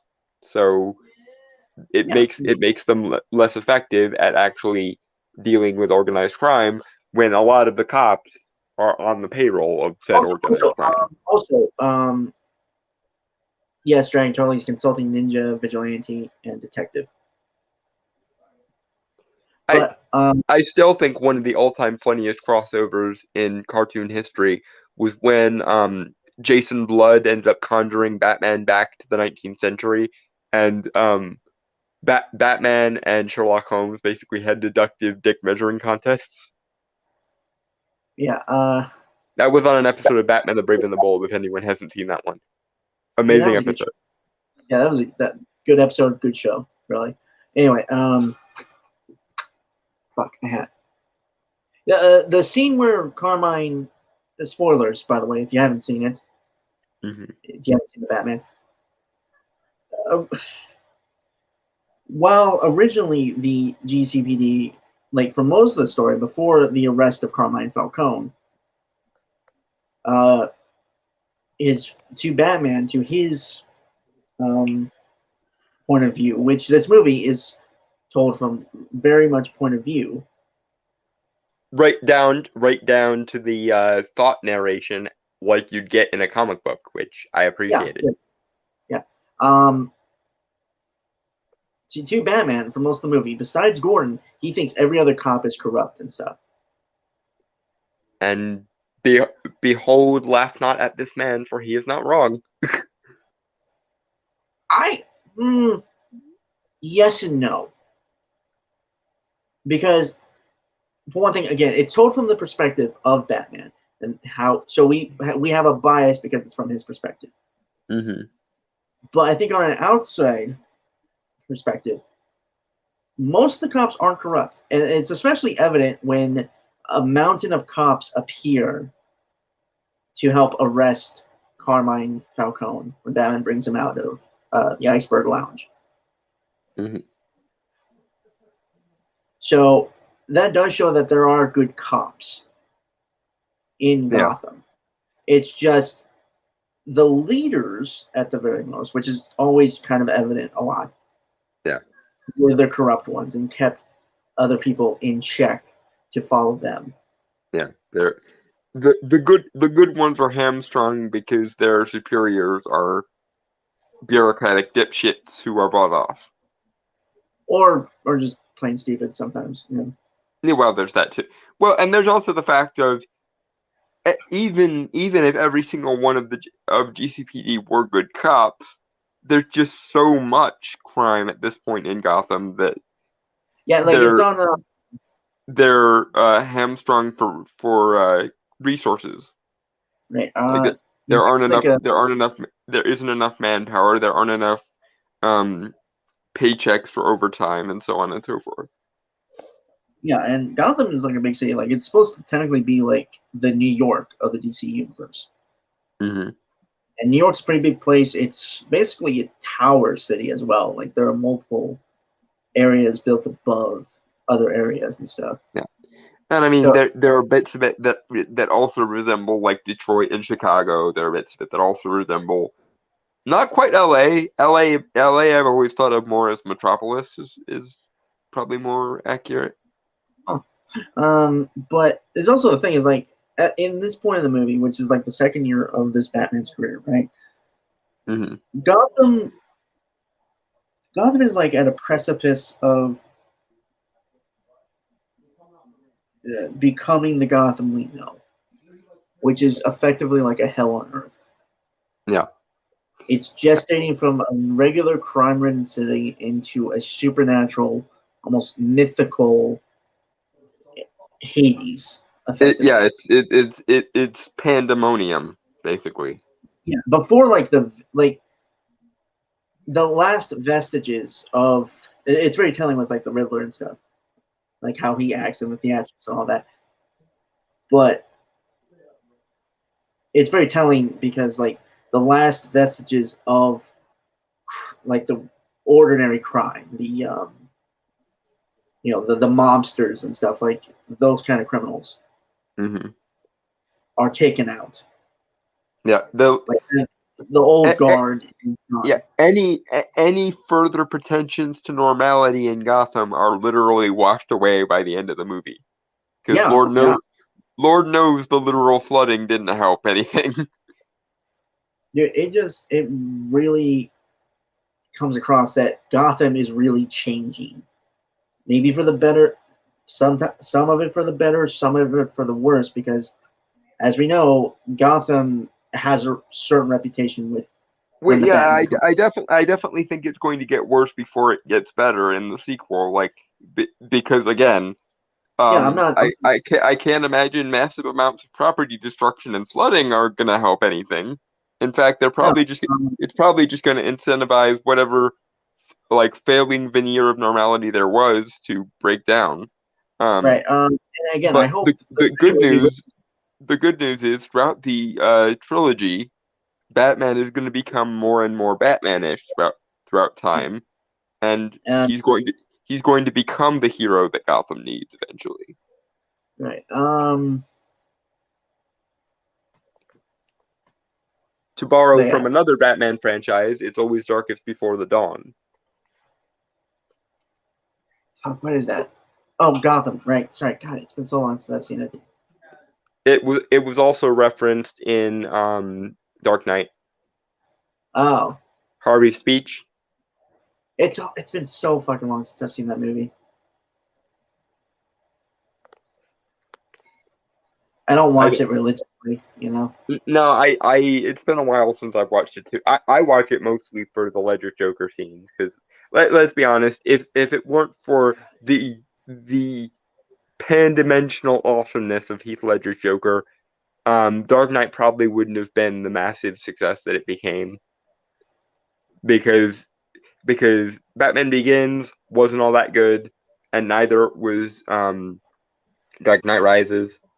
So I think it's worth noting that Christopher Nolan got very, very lucky that he casted Heath Ledger as the Joker. Okay, we went on that tangent. So I kind of want to get with what he had previously said about like Riddler being a Batman fanboy. Somewhat offended with the image he used, and he obviously meant it as an insult. So I am. But the reason why the villain Bob is a Batman fanboy in this movie is not because the Batman hates the concept of the Batman. It's because this version of Batman isn't an actual version of Batman yet. He's still learning, and because Batman is and has always been a very, very dark character, so Braves notwithstanding, it's essentially a commentary, if there is one, on the fact that if it weren't for the Batman's very, very strict principles and very, very strict rules, he would inspire villains more than he would inspire heroes, because he does, unlike a lot of his colleagues, like Wonder Woman and Superman, he does go down the dark road so other people don't have to. That's what makes Batman different from Wonder Woman and Superman. They get to be the shining beacon on the hill that inspires people to be good. He is the monster who frightens away all the other monsters because someone has to. Yeah. But yeah, like again, so a part of me doesn't think he like really watched the movie, just more flippantly and just looked at his phone while listening to it. No, I think he watched it. I think he just interpreted it through a framework, and this is why I'm so very, very, very harsh on the concept of frameworks.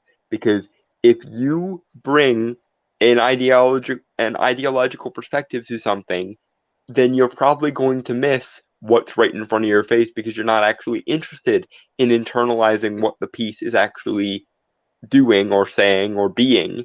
You're interested in extrapolating what it must be saying in like the meta commentary sense. And therefore, the more arguments like this we have to deal with, the more straight up fuck themes I become, because it's like, instead of instrumentalizing art as a means to an end in one way or the other, you should view art, when possible, as an end in itself, as a thing that is internally valuable for its own sake on its own terms. And themes, if they exist at all, should be secondary or even tertiary to the actual meaning of the piece. Right. And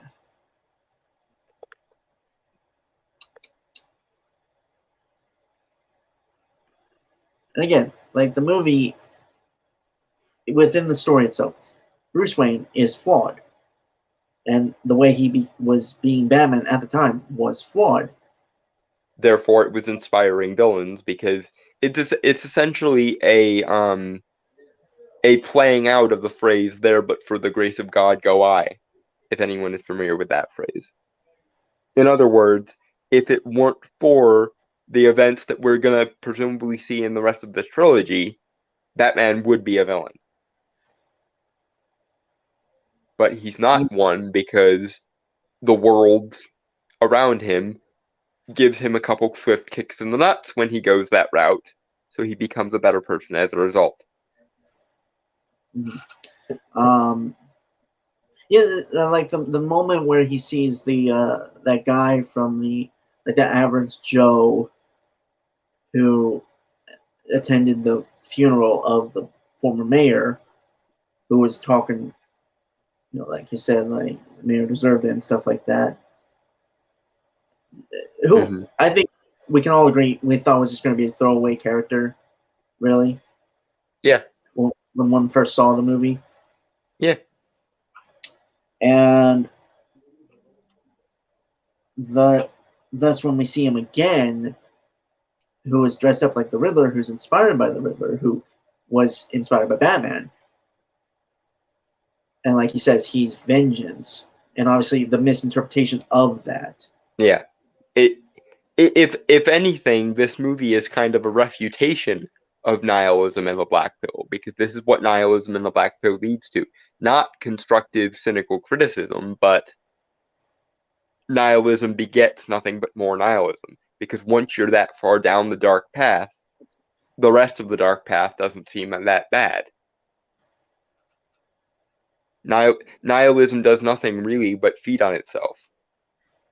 Whereas having the courage and the sincerity to stand up and say, no, I will not yield to cynical nihilism, no matter how dark the world is a much more difficult, but also much more beneficial position.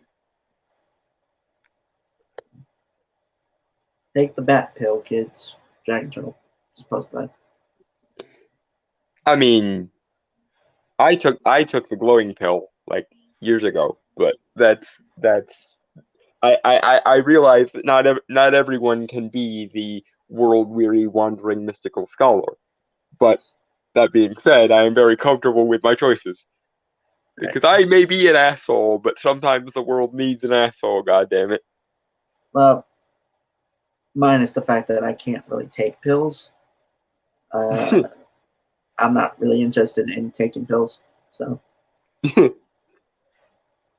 Barring the fact, not minus the fact, barring the fact. Besides, your moral compass more closely aligns with like Superman or Captain America than it does with Batman. You took the Star Spangled Pill. I'd say I'm even balance between them. I mean, your methods are more like Casey Jones or Batman, but your actual moral compass is much more aligned with a Cap or Superman. Fair enough. Anyway, 15. Anyway, video.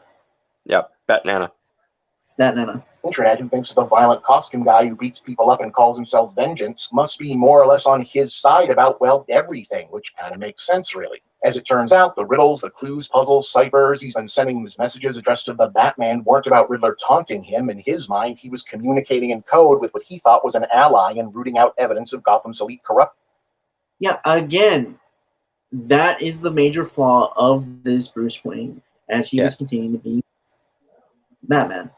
And the Riddler is still framed as in the wrong, not because he's in favor of the Batman as he should be. In fact, no one seems to be in favor of the Batman as he should be in the context of this movie, other than the good characters who want Batman to be better at his job.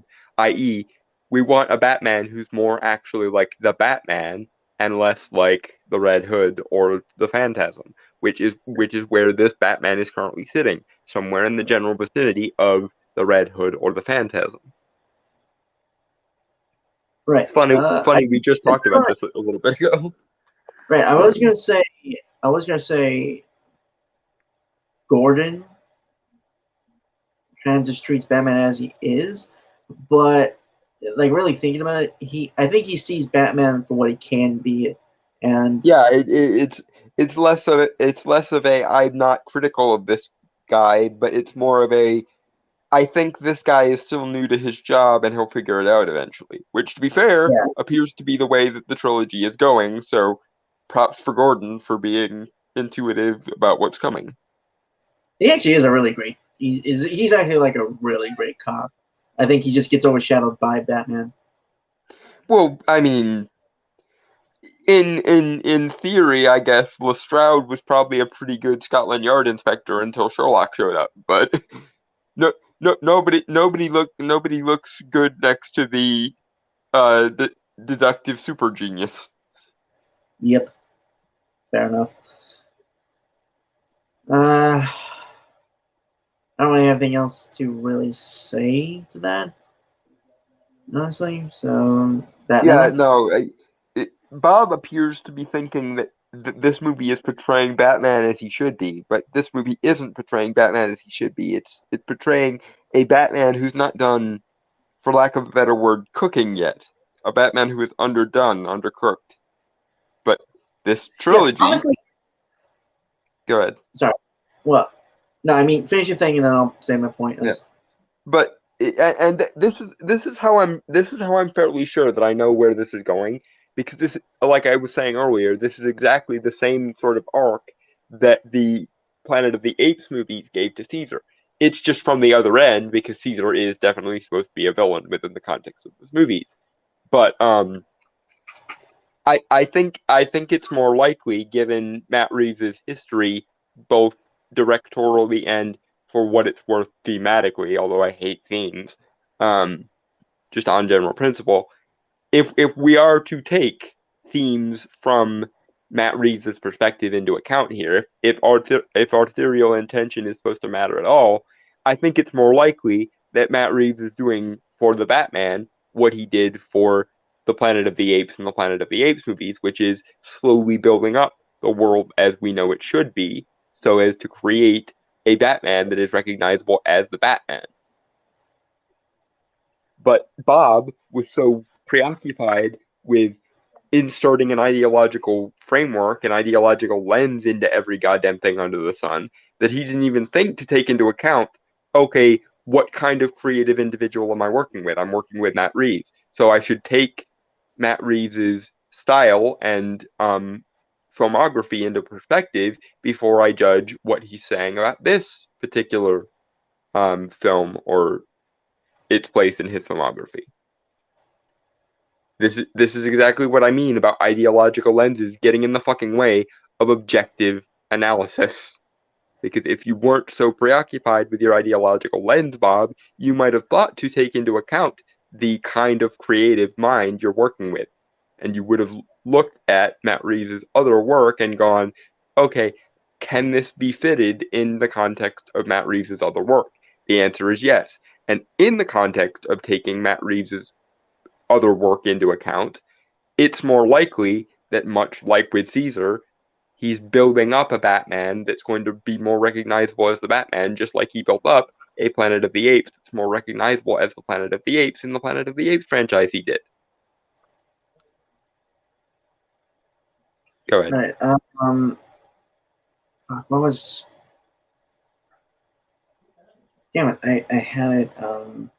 Oops. Sorry. No, my mind was wandering while you were talking, so that's on me. Damn it. It'll come back to me.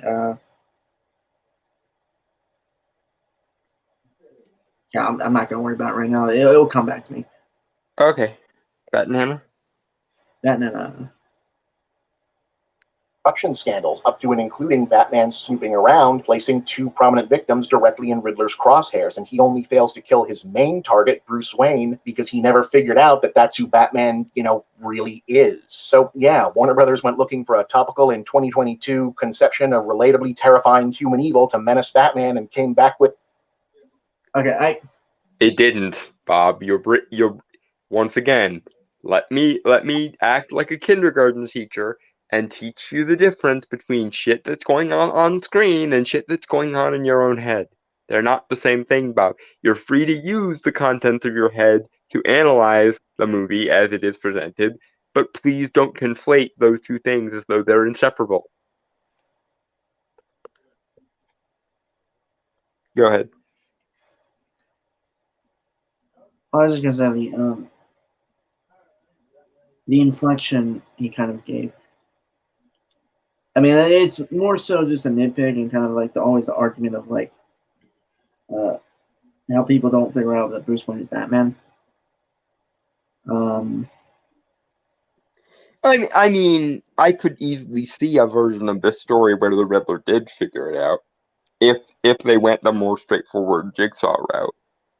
Yeah, true. But I also get like one thing Riddler always knew in the comics, or figured it out pretty early in the comics. He just never said anything because it would ruin the game. Yeah, much in the same way as the Joker probably has known for a long while too, but he didn't want to ruin the punchline. Yeah. But I think, like, logically speaking, like if we were to think realistically, and I'm using air quotes there. Yeah. Like, how, like, when you think of like a superhero that is like down in the trenches, fighting like criminal syndicates and stuff.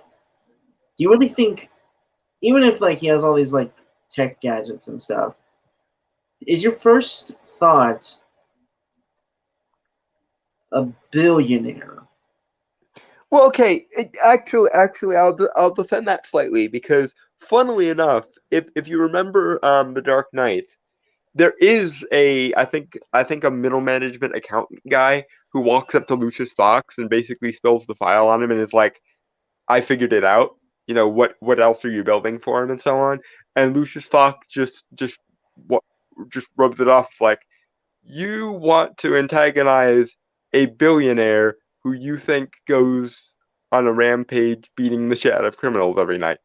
Good luck with that." And then Also, and then the guy who figures it out presumably goes on about his business, not wanting to antagonize the Batman any further. well, right, fair enough. Granted, that guy's name was Mr. Reese. Yeah, but But my point is, it's not a terrible way of going about it because I'm not saying it's not a terrible conclusion. I'm just saying like first thought. well, okay. If I was for whatever reason tasked with unmasking the Batman in this universe, well, okay, he does need to have quite a lot of resources because he does have high tech shit. So we can interpret from that either he's funded by someone with a lot of connections and technical know-how, or he himself has a lot of funding and technical know-how. So that does at least direct you in the general vicinity of the upper class wealthy somewhere. Also, Or someone who's invested in technology, which I don't know if Wayne Enterprises has done that yet in this universe. Yes. But yes. Not sure in that universe. True, fair enough.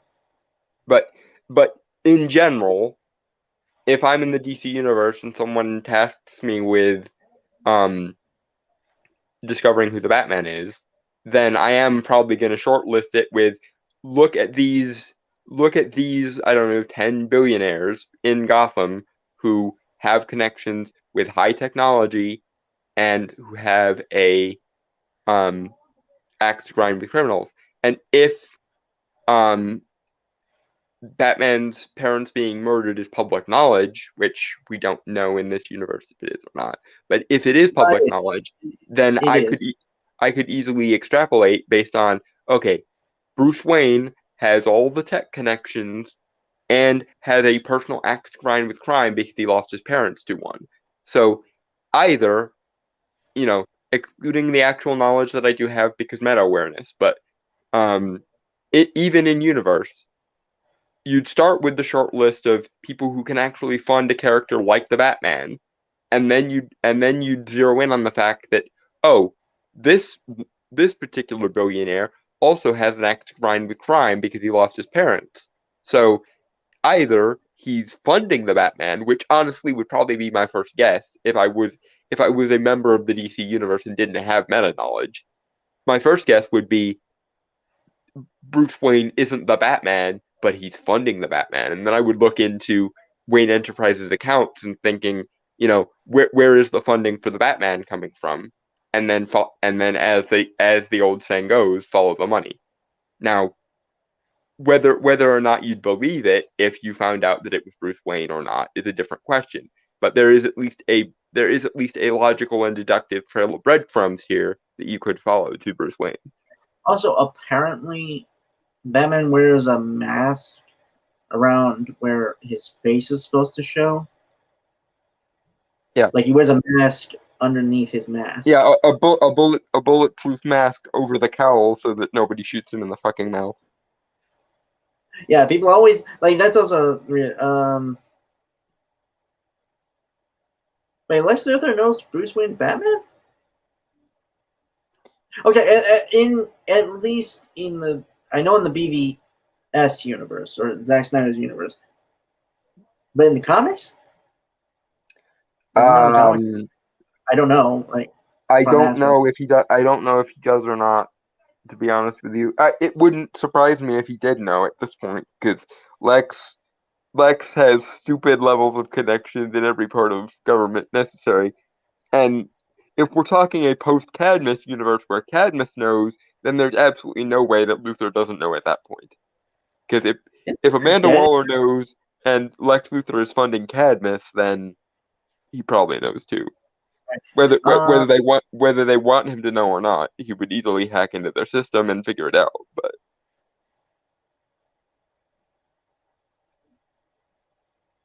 Okay.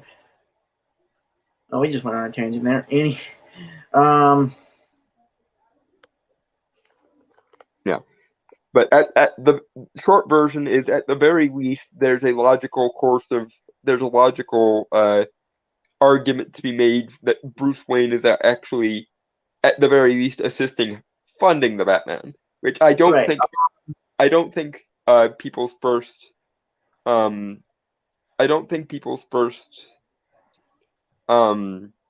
assumption would be that he is the Batman, but I definitely think that Batman being on Bruce Wayne's payroll or being supported and funded by the Batman would be a out of nowhere deduction to make.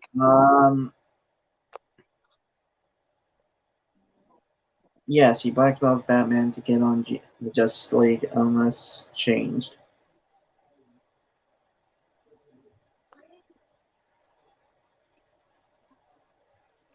Wait, Lex Luthor tried to get on the Justice League? What? No, yeah, he was. I think there was something. I remember there was an image of Lex Luthor in like a power armor that was dressed to make it look like Superman. Was this post rebirth or something? Because I'm. Yeah, it's okay. It's canon. Yeah, okay. Okay, well, okay. So it was fairly. Yeah, I was gonna say because when Lex turned hero for a bit, I think that was a thing in the comics. Huh. Good for him. Then he went back to being a villain. Okay, but yeah, in this universe, I don't think Lex Luthor knows yet. But I guess that depends on how. If there is a Lex Luthor. Yeah, it also depends on how Flashpoint shakes out. Yeah. I imagine that because this movie has been successful thus far, they're probably when the Flashpoint reboot happens, Robert Pattinson's Batman is going to become the Batman of the DCEU proper, eventually. Dragon Turtle, didn't Batman and Amanda Waller basically come to an understanding, mutually assured revelation of all their secrets? Yes. My absolute favorite scenes in the later seasons of Justice League Unlimited are the dick measuring contest between Batman and Amanda Waller. There's actually a compilation video that somebody did of all the scenes of Batman versus Amanda Waller and like kept score. And I think it ended up with Batman winning by like 1 point when he revealed to Amanda Waller that Luthor was dirty after he became president.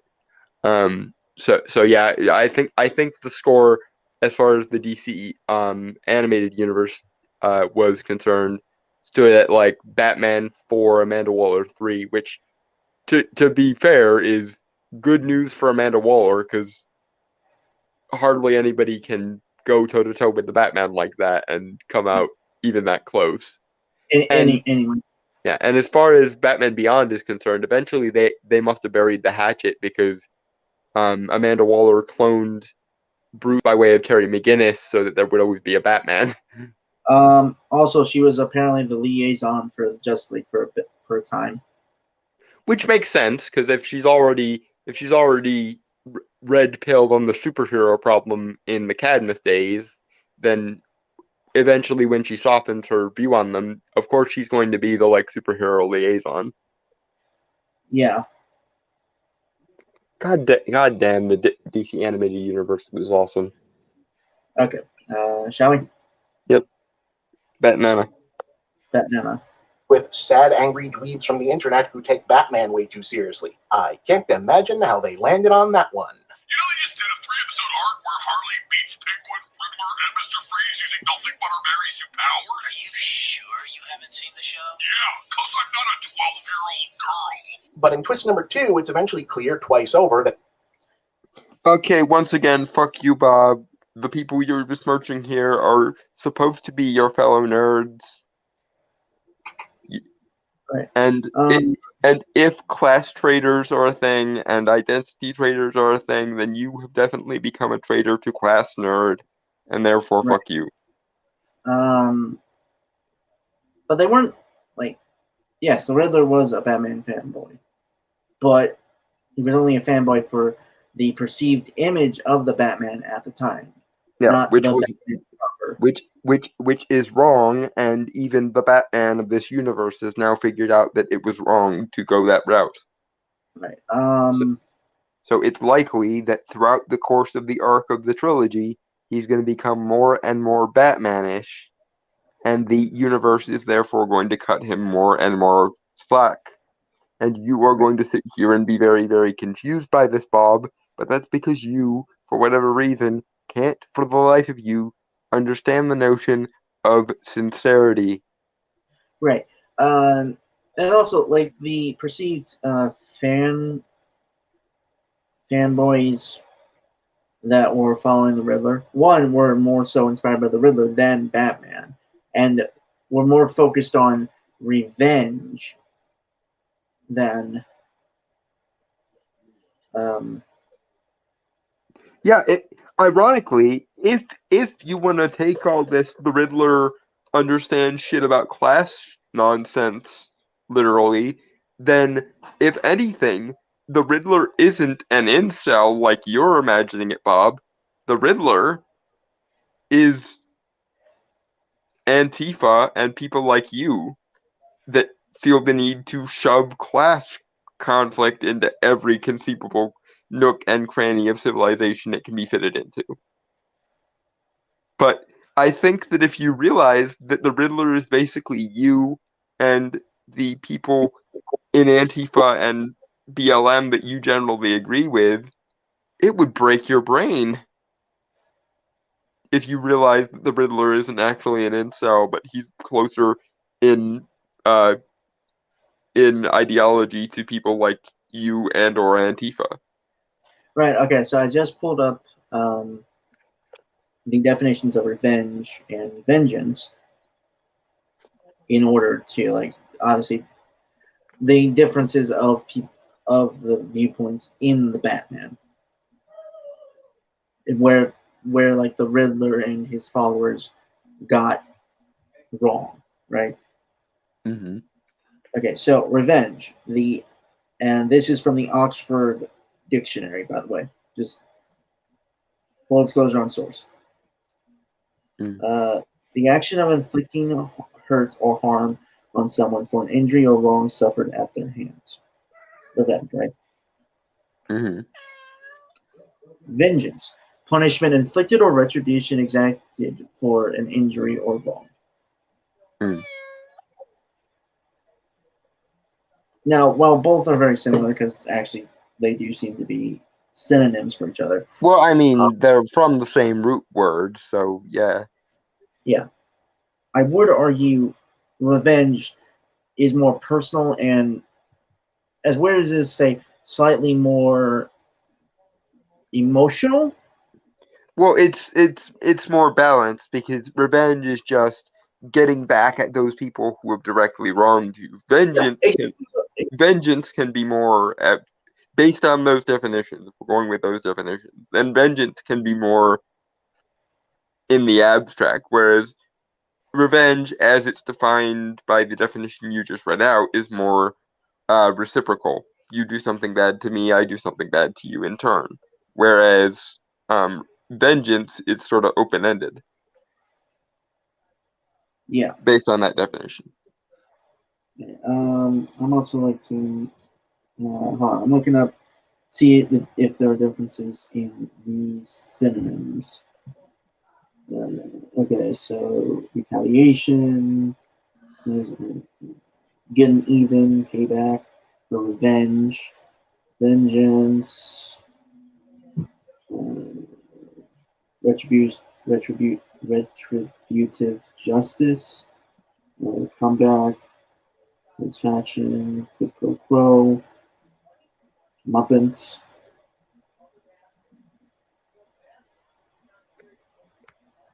Yeah, so there is definitely a difference between the two. So again, it's Dragon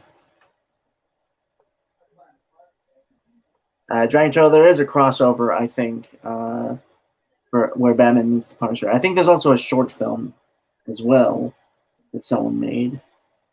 Like, look it up on YouTube.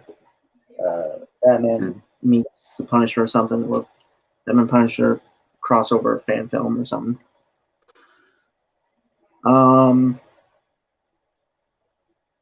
But yeah, again, like, kind of back to things, like, they're obviously, like, all parties kind of involved in terms of the story are wrong. Batman is wrong because he's been operating from an angle that actually wouldn't work in long-term solutions for Gotham as Batman. He's still in trauma mode of like, I need to get back at the people who wronged me, whereas he should be, I'm here to enforce justice. Yeah, like, he's not. Honestly, if he had kept going down, he might have actually ended up similar to Ben Affleck's Batman, I think. Mm-hmm. And for the Or record, Red Hood. yeah. For the record, I have nothing against Ben Affleck as Batman. I think if he was given a better script and more stuff to work with, and I think it also didn't do him any favors that Zack Snyder started from the Dark Knight Returns Batman instead of letting him fall into that eventually. But that's a flaw with the DC extended universe in general, not doing any sort of setup and trying to cut right to the crossovers without any of the setup. Right. Almost like the way Marvel did it was the smart way of doing it, or something. Right. Where you have the individual characters and then have them cross over thereafter. Right.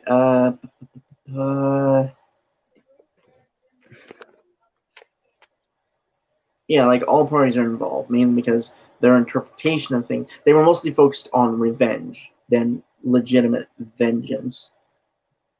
Mm-hmm. As by definition of it in the Oxford Dictionary. Mm-hmm. I don't really have anything else to say, Dalton. Nope. Batman. Okay. Batman. That Riddler just being a regular, obsessive, kind of smart guy and not a mastermind who could guess Batman's identity means Bruce probably should have caught him a lot sooner than he did, but didn't because, well, everyone was right and he's got a lot of blind spots, was way too concerned about revenge punching versus actual crime solving, and in general is not really that great of a detective as yet. Specifically, he and Gordon.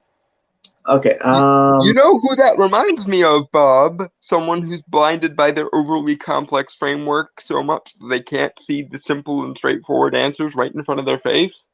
Where was I? I had some.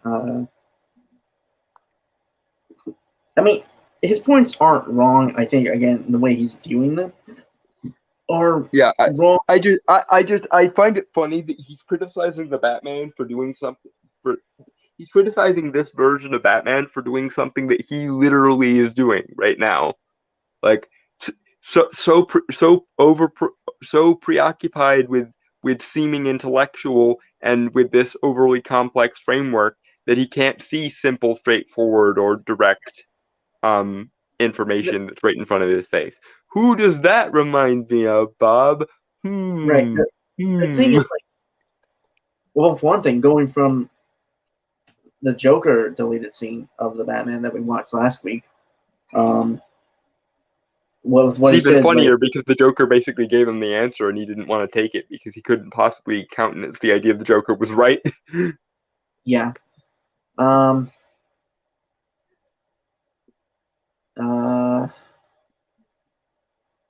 I'll read those at a later date, Dragon Eternal. I see them, but I'll cover them. I want to get my point across first. Yeah, Joker said, like, I might paraphrase, don't quote me on it. Like, the words the Joker said in the release scene is like, deep down, you think they deserve to die, which was at the time Yeah. of that delete scene where it was supposed to appear, which was the mayor, the former mayor, and uh, commissioner, Yeah. who were Yeah. very corrupt. And again, like Batman's point, like his morality, while is noble, I will say, is very much childlike in very extreme black and white. Yeah, he's still blinded by the trauma. In other Yeah, yeah. words, to quote the Joker, you think they deserved it? You think they deserved it? And so on. That sounded like a dying cat. Like, I'm sorry. Like, that laugh, man, I'm sorry. It's just, you are not an actor suited for the Joker. I know. Shut up. But, uh,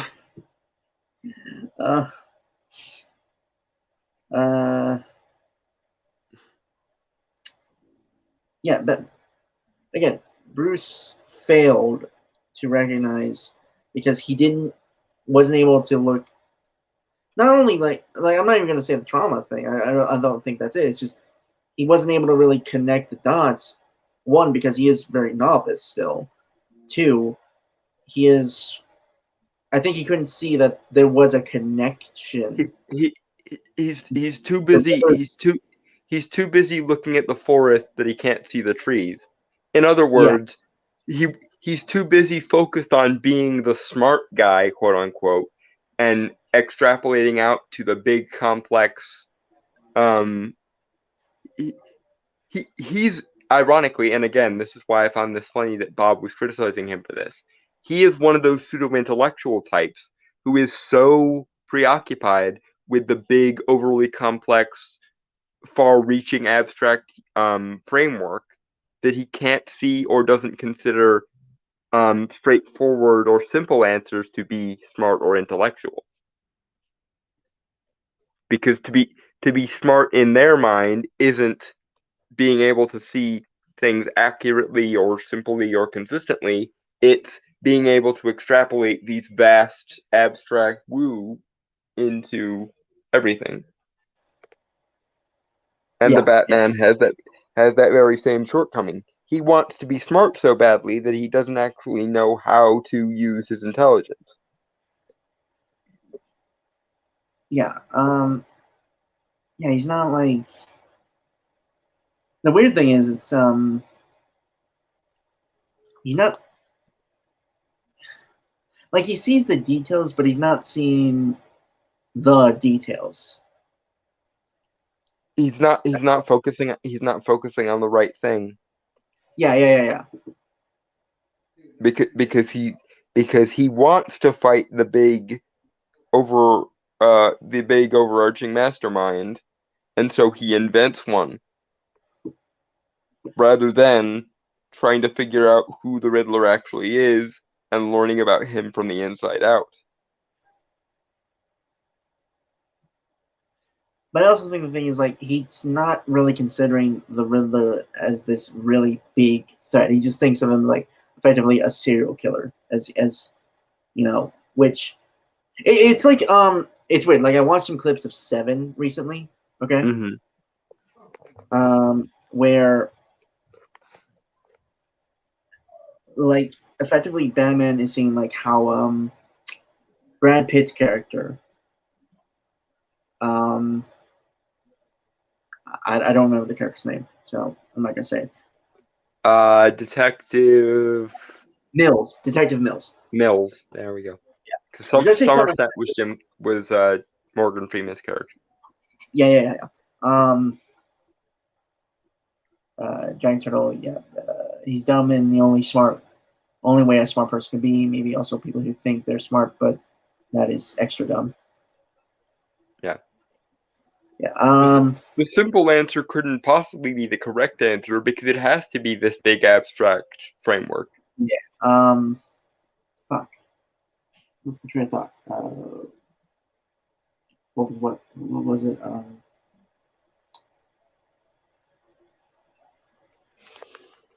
damn it! What was the last thing I left on?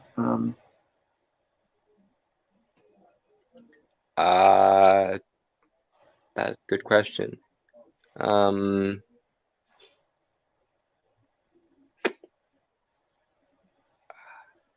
don't remember. Damn it.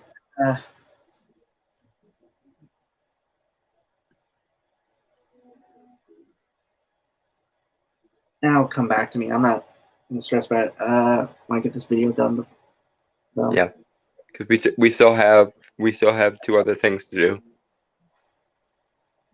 Well, we might just move the Anita Sarkeesian video till next week. Yeah. Yeah. Okay. Batnana. Both turn out to have wasted a ton of time chasing a bad lead in circles based on misunderstanding one of the clues because neither one of them can speak proper Spanish and don't realize until Penguin has to correct their grammar. And at the end of Act 2, it's implied that he overlooked a clue that Riddler intentionally left for him, one that might have prevented the big final disaster entirely, even because he didn't recognize the function of a working-class maintenance tool. Finally, again, who does this remind me of, Bob? Looks at the overcomplicated abstract framework rather than the simple, straightforward answers. Who does that remind me of? But I also want to point out the fact the carpenter tool, which to be fair, I've never met a carpenter before, and therefore I don't know really the tools involved in that. But I mean, it was. I knew people in wood shop and metal shop in high school, and my brother is really big into it, so I probably would. Those were never electives for me, so. Yeah, the culture class of being a city slicker versus being a country hick. No, honestly, we didn't really have any good electives anyway, so. We actually had quite a few decent electives, especially in like my junior and senior years. Yeah, they just full disclosure. I think a lot of like really cool electives and stuff were kind of X'd out of the American education system by the time you went to like college or something. That just makes me feel upset because like we had mythology, we had psychology, sociology. For those that were more like tactile than me, we had metal shop and wood shop, which I never took because in retrospect, I sort of regret not doing it because now I have to learn how to do that stuff anyway to make proper tools and things. But fortunately, I can press gang my brother into doing it for me when I need tools made. Right, but I was gonna say that thing was only used as a murder weapon, you know. Mm-hmm. Like full disclosure, on surface, that's the only thing you would like in an investigation if you're a police officer or something.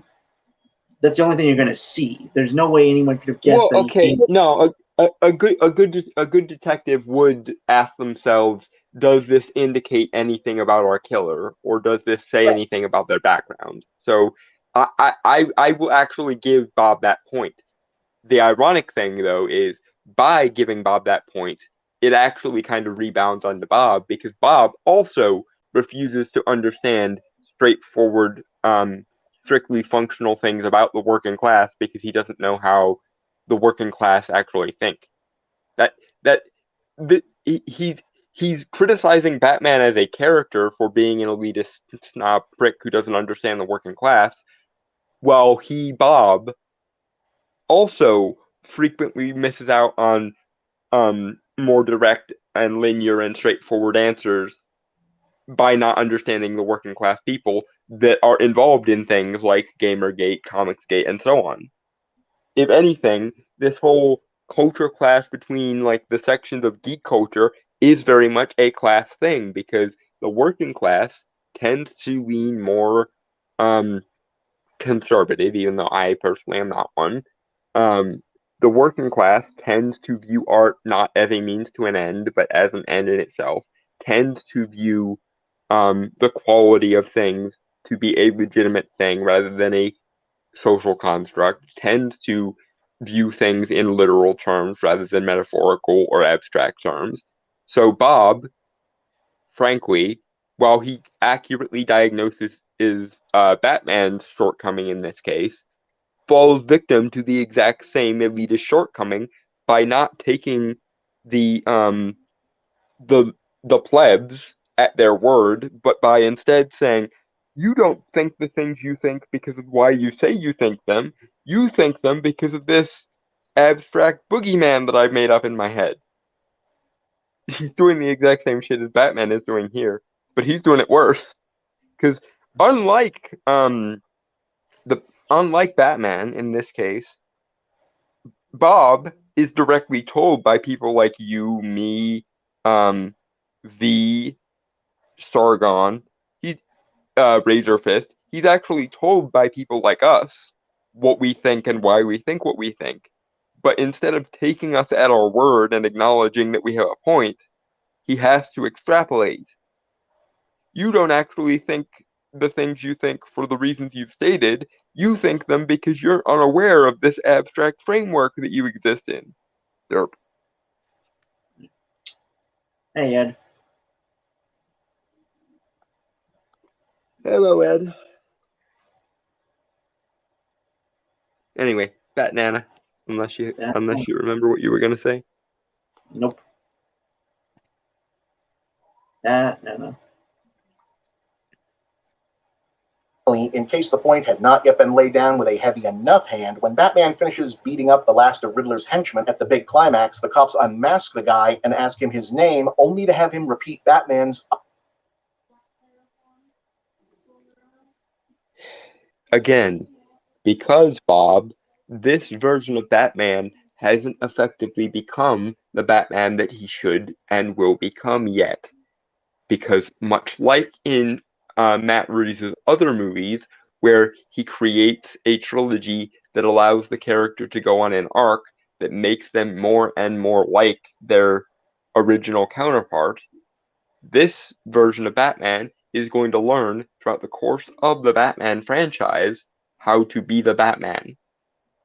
And therefore, the movies are going to like him more and more in the meta sense as he becomes more and more like the Batman that he should become, Bob. Right. I don't really have anything.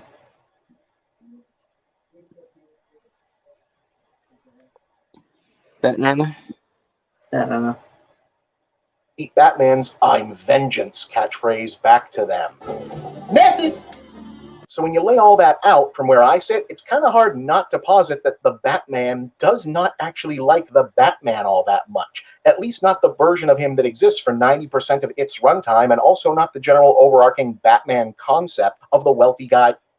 Okay, but okay, Bob. This is your problem. Where you sit is false because you are extrapolating things that do not follow from this movie. And you are correct in the second half of that sentence that the movie doesn't like the Batman that exists for 90% of its runtime. You are wrong, however, that it doesn't like the overarching concept of the Batman. It likes the overarching concept of the Batman fine. And that's why it's harsh on the Batman that exists through 90% of this movie. Because the Batman that exists through 90% of this movie fails to live up to the icon or the archetype or the ideal of Batman as he should be. You would understand this, Bob, if you were an actual fanboy who was capable of any degree whatsoever of fucking sincerity and discarding your deconstructionalist framework for 5 minutes. But because you can't ever conceive of a world in which deconstructionalism isn't the intellectually honest position, you can't see how your construct that you just laid out there, Bob, is wrong in the first third, right in the second third, and then wrong again in the third third.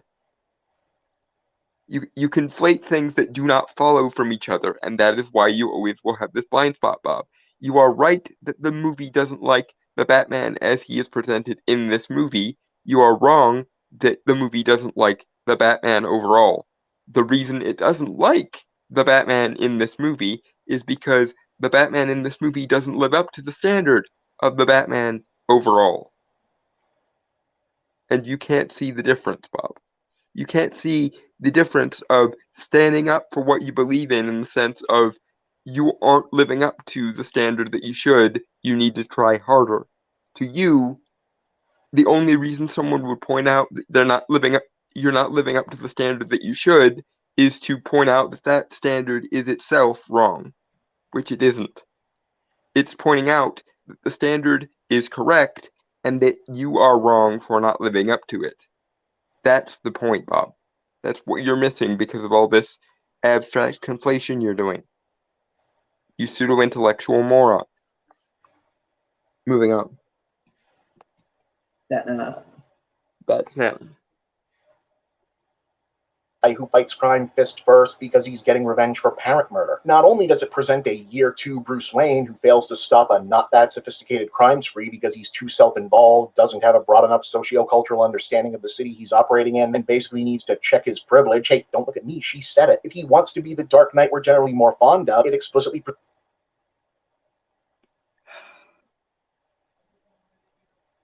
Bob, once again, there is a kernel, a dying ember of a point in your analysis that you are completely missing because you need it to fit in this overarching framework you have.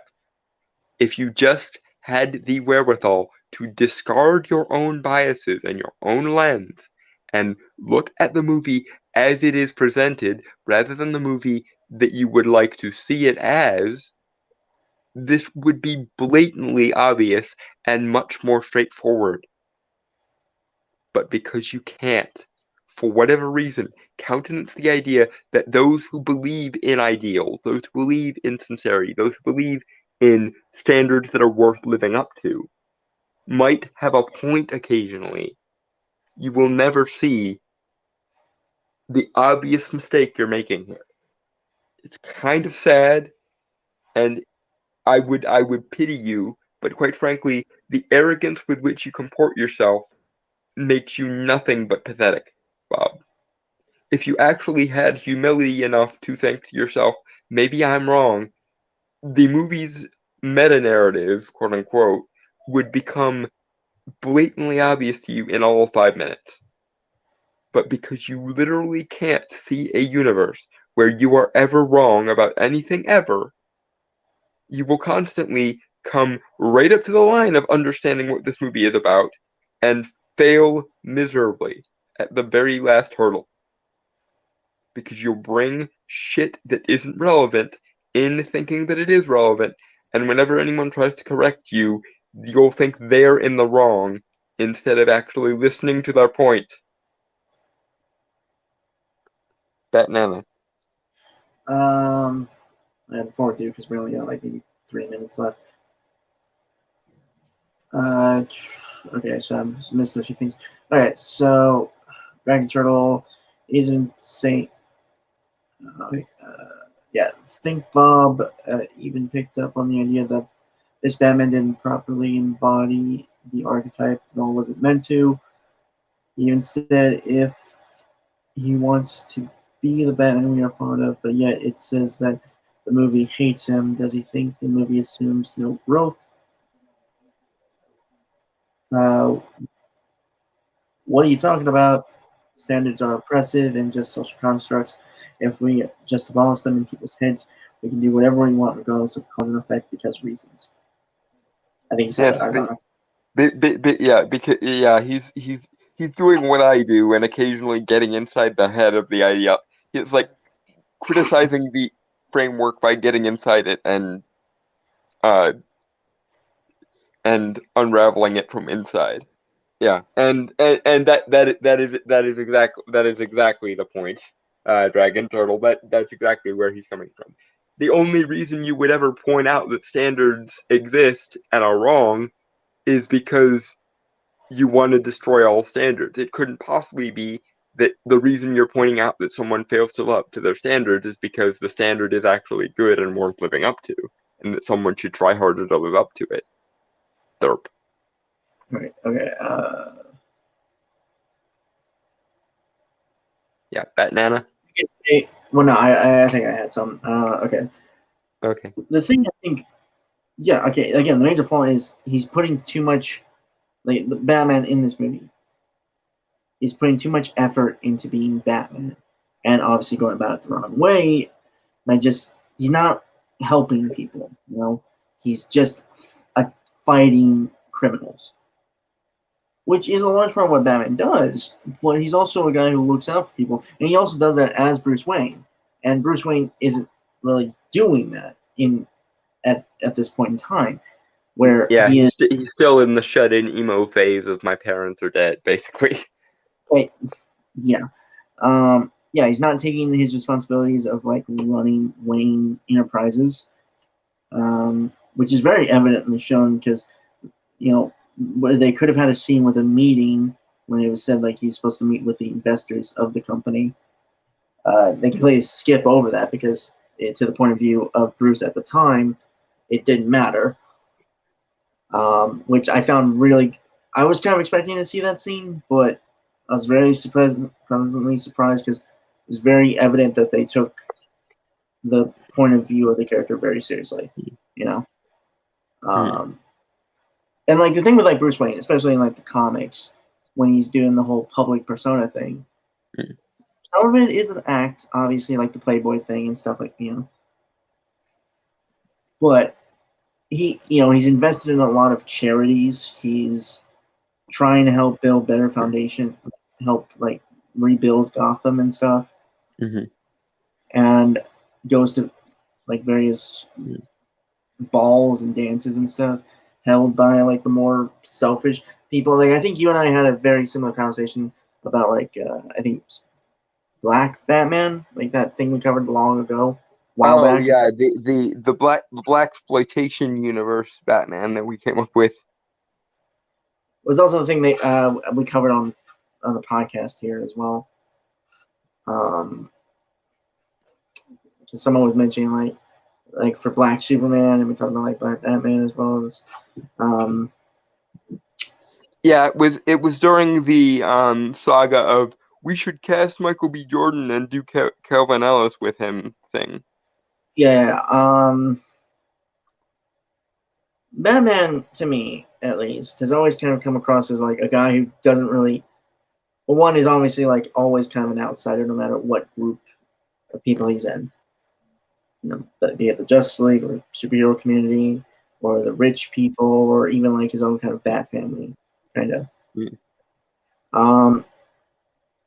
You know, he's never really struck me as like super rich snob, even though like he acts like it.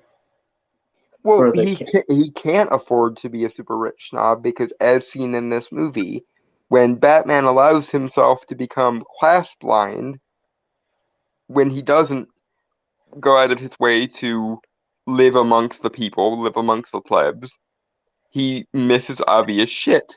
Whereas an informed Batman, who's actually good at using his mind to better himself, becomes aware of what the under classes are like, so he doesn't catch himself being class blind.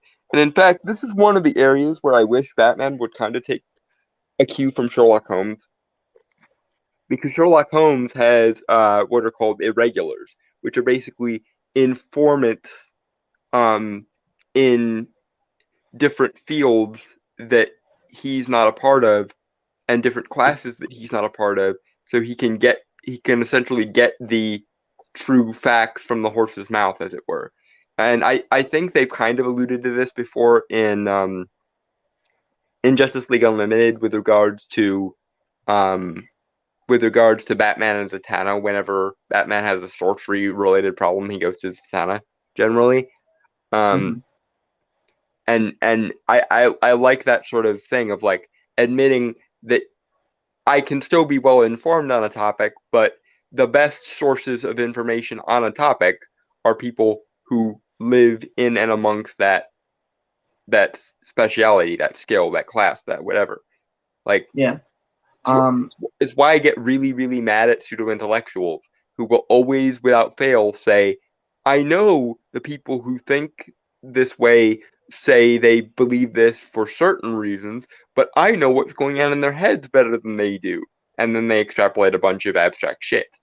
Instead of treating the people who you're trying to speak on the behalf of or about as representative of their own opinions. Right. Yeah. Fuck. I had something.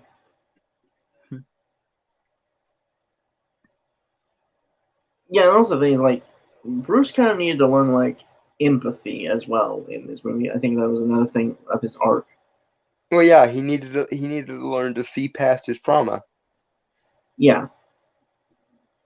to care about other things, to stop being the 12-year-old who lost mommy and daddy and start growing the fuck up in an actual constructive, meaningful way instead of just the edgy, dismissive, grow the fuck up approach that so many people espouse in this day and age.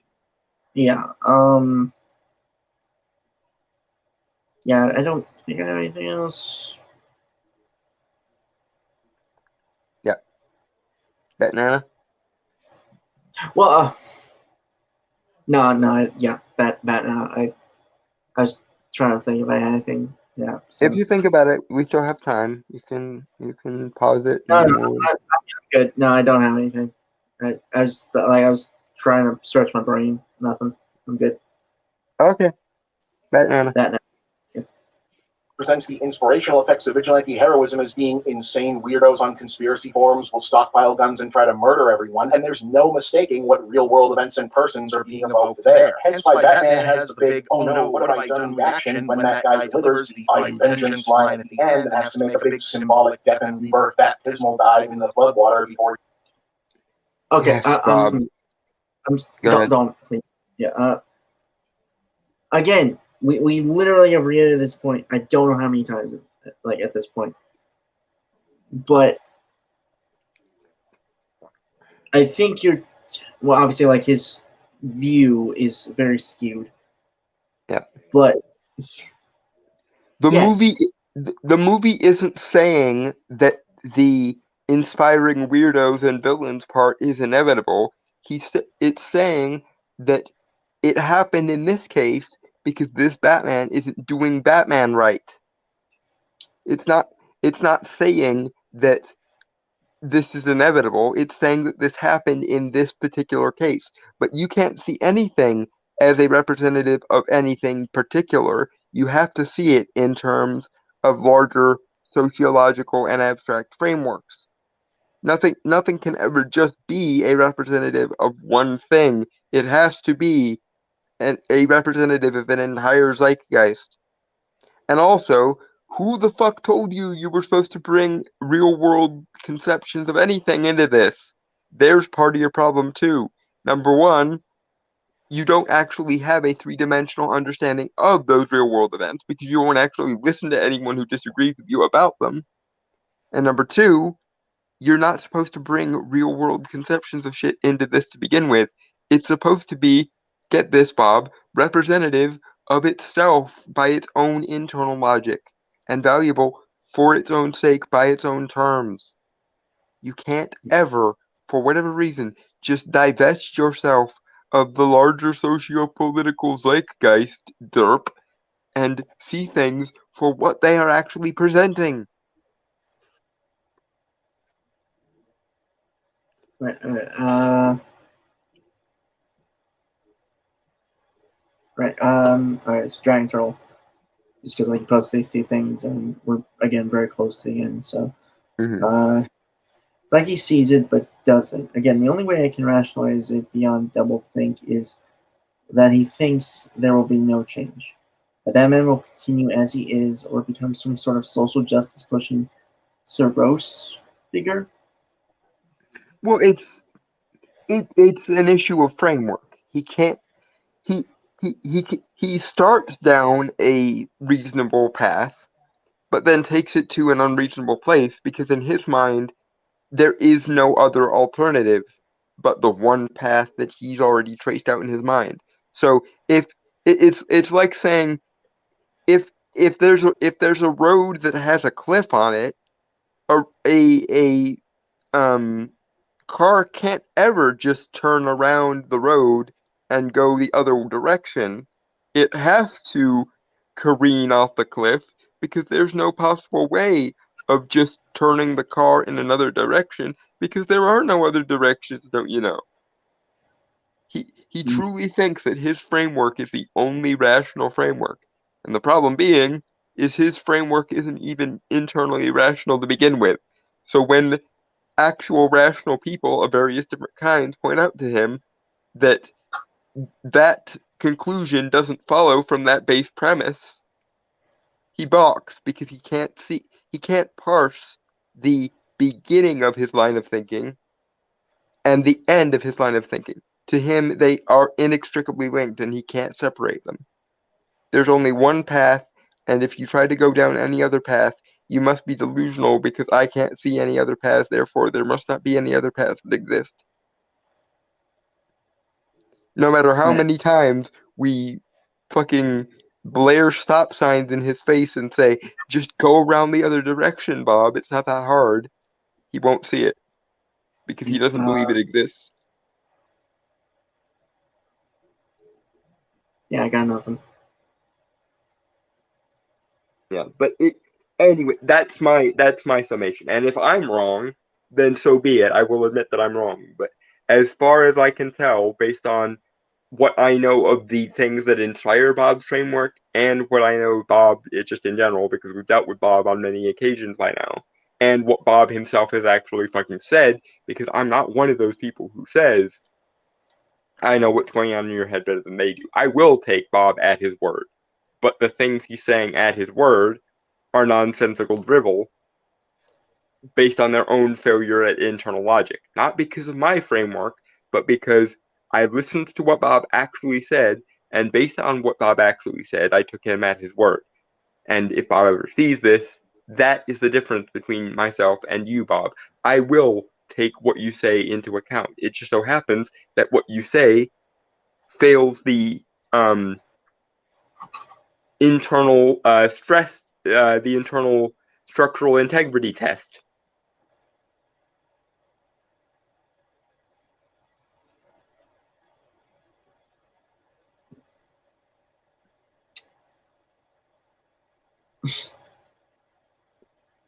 Yes, I'm sure Bob would love Batman as social justice warrior. But I'm pretty sure that would literally require Batman to become a villain because he'd basically have to become superhero Antifa. And we already got plenty of those from Marvel, so. Yeah, I mean, we saw basically what that would amount to in the form of the Flag Smashers in Falcon and Winter Soldier, and Bob himself made the connection between the Flag Smashers and Antifa, so I'm not even strawmanning him there. So yeah, if Batman did become superhero Antifa, he would basically become like the Flag Smashers, who are, no matter how much the writers of Falcon and Winter Soldier want them to be otherwise, the villains of the piece. Mm-hmm. So much so that we, in our Lionhearted universe, made our own version of them. But that's a spoiler for something we'll probably be writing in about 10 years. With anyone. Anyway, Batman? Batman. Where he can reemerge as a literal torchbearer who now leads people out of darkness instead of the other way around, because by that point, subtlety has been dragged to death behind the Batmobile. The moral and thematic arc of the Batman is that Bruce Wayne went about his whole Batman thing the wrong way and made everything worse, and even apart from him personally, vigilantism is an innately corrupting idea. Okay, you almost got it, Bob, and then you once again you can't ever stop at a reasonable place and go no further. Just because the first half of that was right. The Batman movie doesn't like Batman the character in this movie because he doesn't live up to the standards of what Batman should be. But that doesn't mean that the very concept of Batman is wrong. It means he failed to live up to it. In other words, the standard of being a vigilante billionaire is perfectly viable, but the way he's going about it is wrong. But you can't see that because you can't stop at the inn that's 5 minutes away from the cliff on the road you're on, even though everyone is telling you to do exactly that. You have to drive careening off the cliff because to you that would be inconsistent if you didn't drive off the cliff. And no matter how many times me and Brainstormer scream at you at just how insane you're being for insisting on driving off the cliff, you still will insist, no, the road goes this way, so I have to follow it to its illogical conclusion and never stop anywhere in the middle of any of the reasonable positions in between point A and cliff B.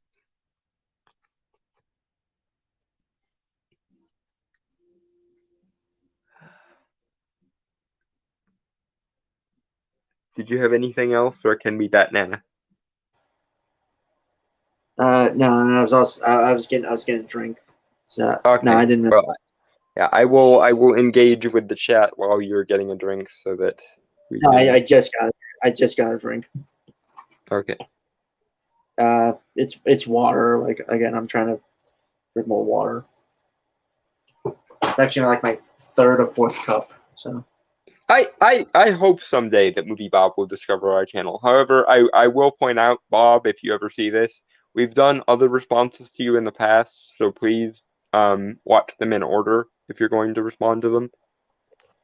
Because ironically, you make the same mistakes a lot, but if you watch some of our earlier live streams in response to you, Bob, you might understand our framework better.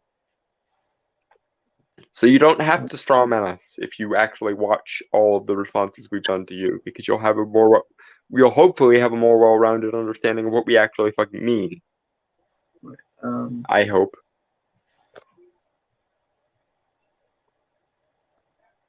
I mean, honestly, I want to let him finish the point he was trying to make. Yeah, let's not be disingenuous. Let's let him finish. Batman. Yeah. Batman thing the wrong way and made everything worse. And even apart from him personally, vigilantism is an innately corrupting idea. Thematically, it's an anti-Batman Batman movie, which in a sense is probably the only true logical endpoint for doing a story like this in a realistic way, which is why it feels kind of unfinished, if not dishonest, for it to not actually follow that logical endpoint all the way through. In the on-the-page narrative. Okay, sorry, 20 seconds.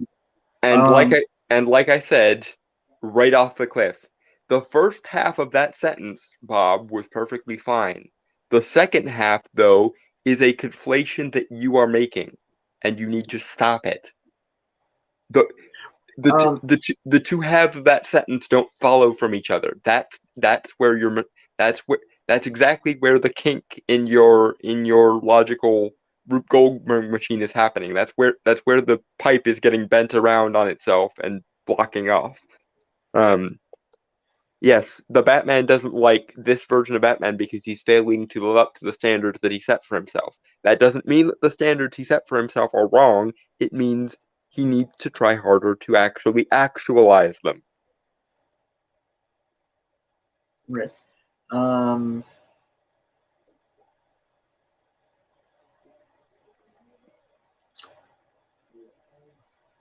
Also, said realist, with what he said about the whole like tackling the story of Batman realistically and all that. It's the only way a realistic version of this could end. No, Bob. Okay, Go ahead. I kind of want to take on that point myself, actually. Yeah. For one thing, my thing with realism is how I interpret quote unquote realism or grounded.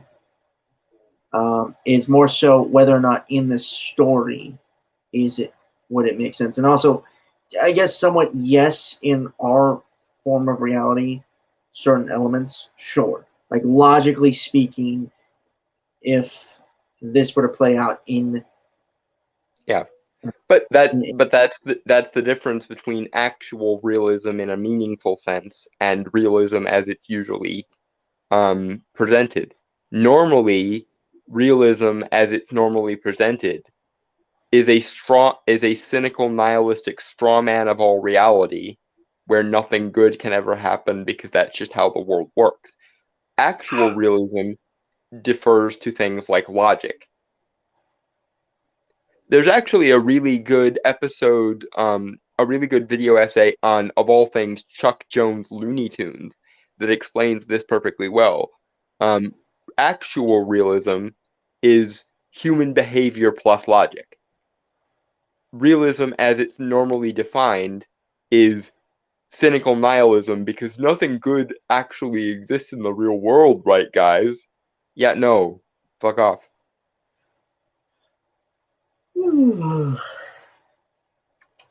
Yeah. Would it be accurate to say that they conflate realism with gritty or real dark? Well, like I said, the way I always describe it is realism as it is normally presented is actually a straw man of reality. Because if reality is the authority we're supposed to be deferring to, then you also need to take into account that our reality contains good shit. But normally realism just means everything winds up miserable because nothing good in the universe could ever last, right? Yeah, no, that is a conflation and a supposition entirely comprised of your own biases. If you want to use reality as the authoritative standard to judge things by, fine. But whether you want to believe it or not, reality does contain good shit.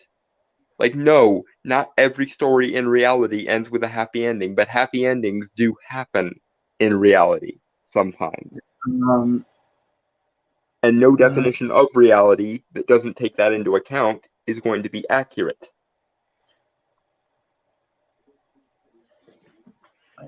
Dragon Turtle, I do think that they see reality like this, either because they haven't made their utopia yet or they gave up on it. I mean that's certainly part of it, but I think it has the causality flipped. I think the reason they can't actualize their utopia, apart from the fact that utopias seem implausible just on general principle, is because they start with nihilism. Because the thing is, much like most ideologies, as I made a comparison to earlier, they fail in the logical phase, in the blueprint phase. Fuck empirical consequences. Empirical consequences are immaterial to this discussion because it doesn't even make it to the starting line of being able to be judged on empirical terms. It has internal logical failings. Other than that, I don't really think I have anything to say with the point you made. So yeah, no, and I will once again shill for I believe the video I'm thinking of is called Chuck Jones and the Evolution of an Artist. But it's an excellent. Wait, is it by the Captain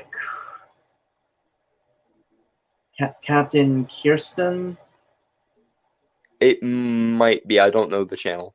But in it, Chuck Jones explains that he always judges his material on two standards: human behavior and logic. And I think in general, art as an overall enterprise would go a lot better if people started approaching it from a more Michelangelo, the sculpture was already in the marble sense, mixed with a little bit of Chuck Jones's human behavior plus logic standard.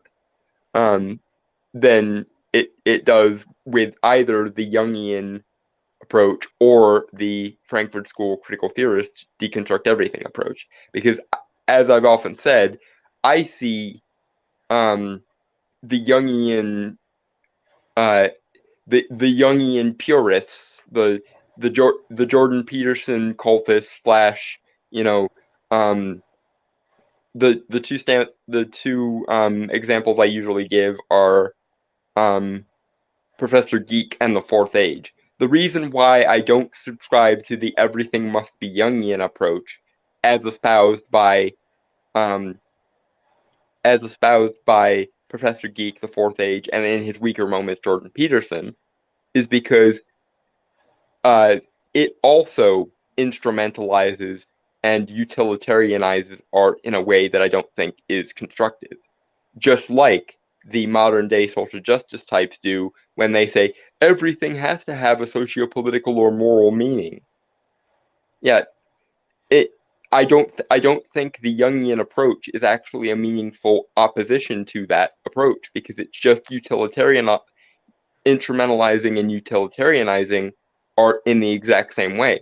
Whereas the middle position, which is occupied by the Greek muses, the concept of independent spontaneous invention, the Chuck Jones human behavior plus logic approach, and the Michelangelo standard of the sculpture was already in the marble, we just had to chip away the unnecessary bits, is more about the value of art is not based on its utility or its instrumentalization, but based on its own internal standards and its own internal logic, i.e., the value of the thing is not based on what it does or what it can do, but based on what it is inherently.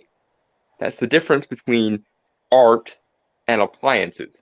Appliances are valuable because of what they do. A microwave is valuable based on how much food it can cook. A vacuum cleaner is valuable based on how much it can clean things. But art is good. Art is different than appliances because it doesn't have to have a utilitarian function.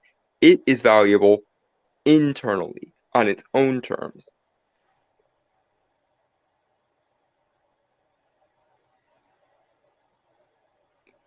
Sorry.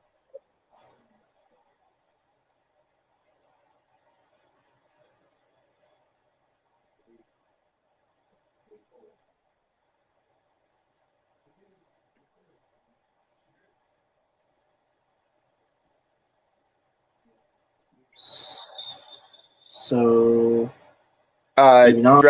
Dragon Turtle, you spelled Jungian wrong. It's Jungian.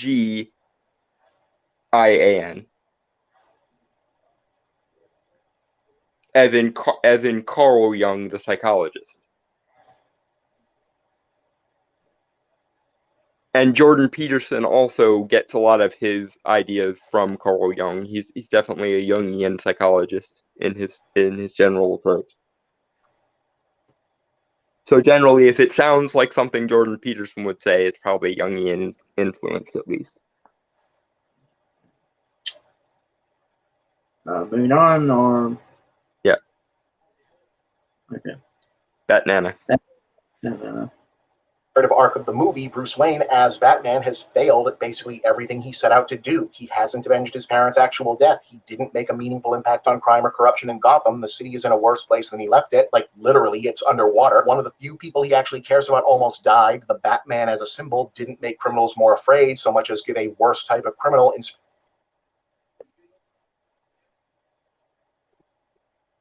Yes, he has failed because he's just beginning.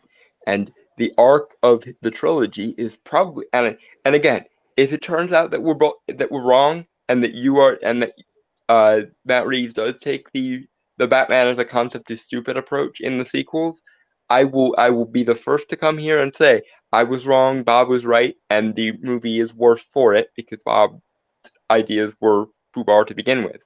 But I would imagine, again, based on other examples of Matt Reeves' work, that much like the Planet of the Apes movies revolved around the Planet of the Apes movies becoming more and more like the Planet of the Apes we saw in the Charlton Heston ones, and then again in Tim Burton's reboot. This Batman is going to be about Batman learning how to be Batman, and each successive movie in the trilogy is going to make him more and more like the Batman as the fans know him. And the universe is probably going to cut him more and more of a break as he does that, because the more Batman behaves like an actual Batman, the better he does for the world and for Gotham. No, I don't really have anything, honestly. I think you summed it all up.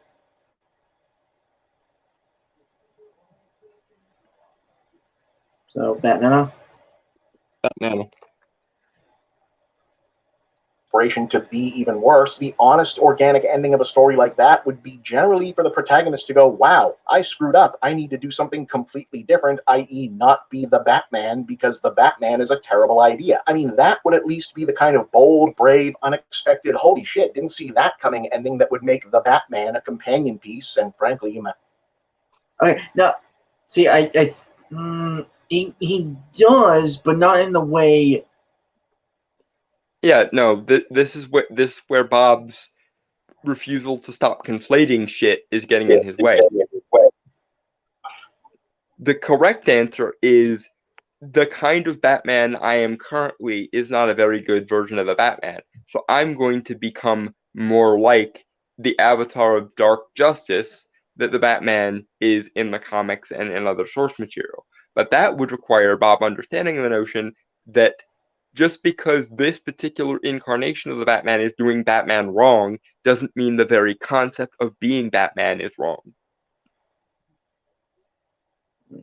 Hold on. This might explain why all of these villains pop up with Batman, just as Riddler was inspired by new Batman. People like Joker, Riddler, and Penguin inspire more villains.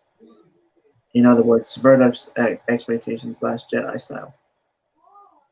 Yeah, that's what Bob wants. He wants a Batman movie where Batman eventually decides, well, I didn't do a good job as Batman, therefore the entire concept of Batman must be stupid, and I should hang up the cape because this was a bad idea to begin with. In his mind, that would be a good ending. But in the fan mind, the person who thinks that Batman is a symbol of something worthwhile, the correct answer to I failed to effectively be the Batman is I am going to try to be more like the Batman that the fans recognize and less like a brooding avatar of negligent vengeance. Right. That's the fundamental difference between us and Movie Bob. Movie Bob sees, well, you failed to be the Batman, so the entire concept of the Batman must have been stupid. Whereas we as the fans see, you failed to be the Batman because you weren't being Batman enough. Or you weren't being Batman correctly. So you should try even harder to be a better version of the Batman.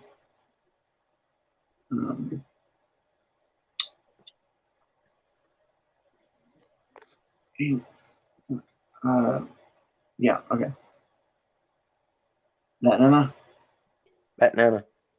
companion piece, and frankly, in my opinion, a superior film to Joker in terms of being a standalone, filmmaker-driven, non-continuity, just as it is feature, which I thought this was supposed to be. It's certainly what they've been pushing it as, but apparently not. They've instead already decided that this is now the Batman of Earth 2, and it's going to get a spin-off, and they're already talking sequels. So instead of what feels... You are seriously saying that a Batman movie where the Batman decides to stop being the Batman is better than Joker as a comic book adaptation and superhero movie? Methinks perhaps you just are butthurt that the Joker was uber successful and that you didn't get it. And that you genuinely think the correct answer is fuck heroism because heroism is inherently stupid. No, Bob. The Joker works because it's a villain origin story. And this Batman movie works not because Batman needs to hang up the Batman concept as a whole, but because he's not actually the best possible version of the Batman concept as a whole, and he needs to be better at it, i.e., instead of foregoing the Batman entirely, like you seem to want him to do, he needs to figure out what the Batman actually needs to be a good version of the Batman. A version that the fans and the people who care about the Batman as a concept will recognize and idealize and heroize. In other words, he needs to be a little less Dark Avenger and more Dark Avatar of Justice. The fact that you can't seem to tell the difference between those two states of being, Bob, is a you problem, not a movie problem. Right. Okay. Okay. Batnana? No. It's like its only thematically natural ending. The big summation of it is, well, that stuff all sure did happen, I guess, which has the effect of making the preceding 3 hours of not altogether bad filmmaking feel like a kind of a lot of build-up to not really all that much in retrospect, which doesn't make this Okay. a bad movie by any means, just not as good as it otherwise might have been. All right, Junk. Okay, Bob. The thematic upshot, if you absolutely have to have this spelled up for you, is you stumbled out of the gate, Bruce. It's important that you learn to be better at your job if you're going to continue doing this. And then presumably the next 3 movies are going to be about him learning how to be a better Batman by internalizing the advice he got from the various people who told him that he was in the wrong this time, and thereby becoming a better version of the Batman and becoming less of the Dark Avatar of Vengeance and more the Dark Avatar of Justice instead. Not by foregoing the Batman, but by actually properly actualizing the concept of the Batman, because you don't appear to know what fans of the Batman actually like about the Batman, Bob. Which is a shame because you used to be a nerd, you used to get this, and you appear to have deprogrammed yourself by mainlining a bunch of deconstructionist Frankfurt School critical theory woo instead of trusting your own intuitive understanding of how art works, which is sad because you used to be a better critic before you got all this socio-political woo shoved into your veins like a bad drug trip, Bob. Bring us back the Bob of like 2007. He was smarter than this. Anyway. No. That's Nana. Confused. Is this a happy ending or a sad ending? It's an ending. That's enough. I mean, it's still also too way goddamn long. The political stuff is well-intentioned but heavy-handed and cheesy. The car chase is bad, and the Joker thing is dumb, but that's review stuff. Ironically, trying to split the difference between a proper thematic payoff and franchise prospects ends up making it feel just as much, if not more, like a product in certain... Okay, No, because you missed the point by a nautical mile because you conflated a bunch of shit that didn't need to be conflated, and you refused to stop off at any of the reasonable.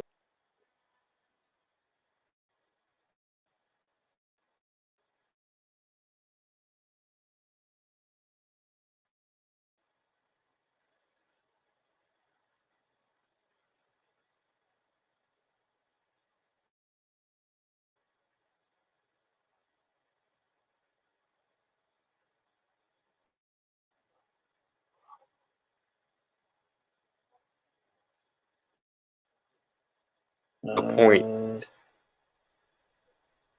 Huh. What happened?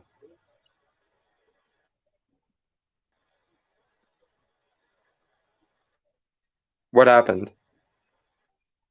Rainstormer. Did your internet fail again? Or did I fail this time?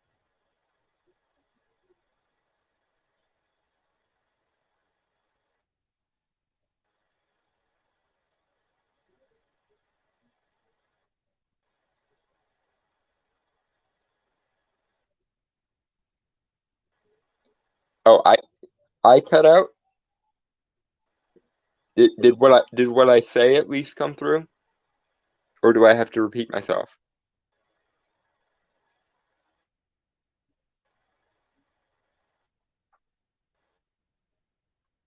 Okay, so my camera fucked up or the entire thing including my audio fucked up?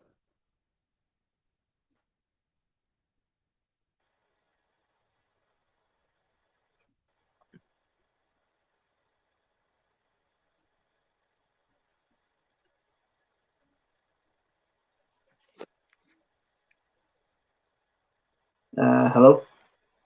Dome? Oh crap. Dome. Okay. Apparently, I have to repeat myself because I cut out for a bit. Wait, And am I silent? not anymore. You were. Well, I wasn't talking because I don't know what was happening. I was trying to figure out what to do. Yeah, I I think your internet might have fucked up. But never. I forget what I was saying before. Because I don't know. I don't know where I got lost. like you were just starting your point, actually. Okay, Bob. The the the reason why you seem to think that the movie doesn't understand itself is not because the movie doesn't understand itself, but because you, Bob, missed the point. Because you conflated a bunch of things that didn't need to be conflated, and you refused to examine the fact that other alternative um, endpoints can be arrived at via the same data that you were operating with. But because you, Bob, can never possibly be ever wrong and have to be always the smartest person in the room, when you don't understand things, it can't be because the point of the thing went over your head or you conflated things unnecessarily or were avoidably wrong about something. It has to be because the movie wasn't being clear. You did the same thing with Joker. Rather than assume that the movie was being three-dimensional and had multiple points about multiple topics, you assumed that it had no point because it didn't come right out and tell you a one-size-fits-all point to take from the movie. Well, in the same way, you think this movie is unclear because your own suppositions were unclear to begin with. You conflated things that didn't need to be conflated and followed them to conclusions that didn't follow from the raw data that you were presented with. In other words, you are the problem in this scenario, Bob. The movie was not unclear, you were unobservant.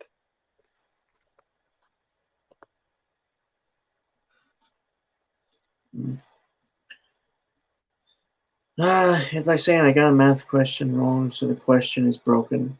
Yes, that is exactly it.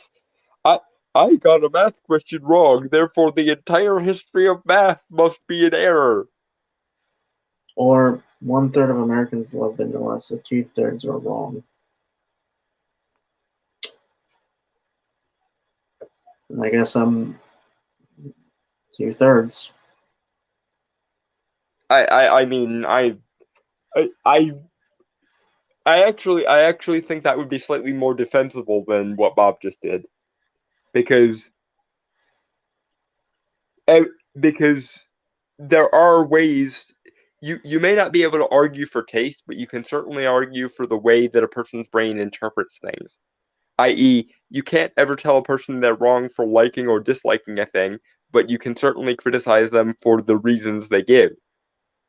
Well, I'm not arguing that Bob is wrong to dislike the Batman. However, the reasons that he has outlined are objectively internally inconsistent and wrong.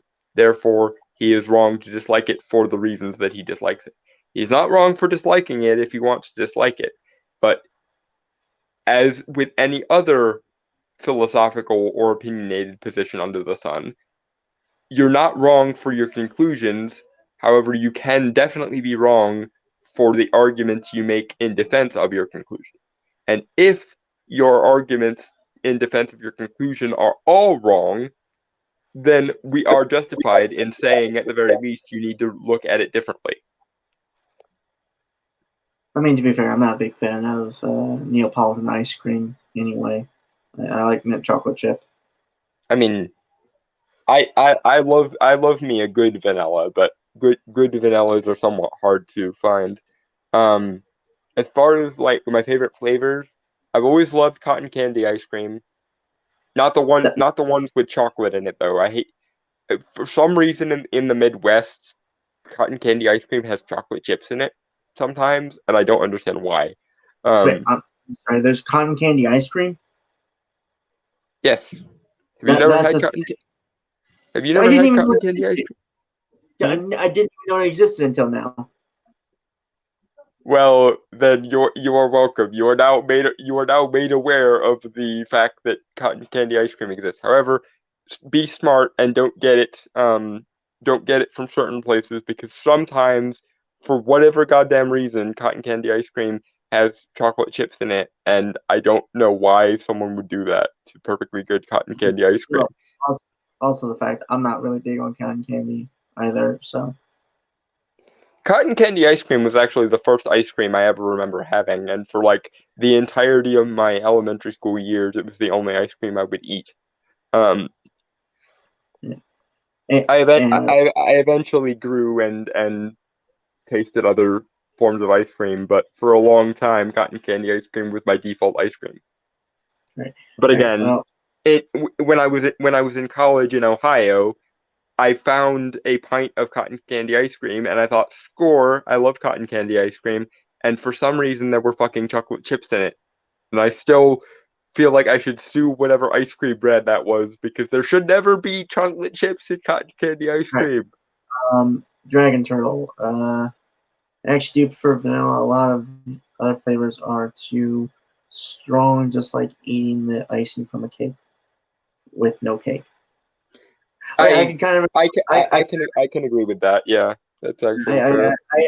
I agree with that because I've actually done that, and it's not yeah it's Yeah, I mean, cake with no icing is bad too, but just I mean eating just eating spoonfuls of icing after the rest of the cake is gone is really unpalatable. Unless you get a very, very fucking good icing that's actually like buttercream made from scratch. That is good.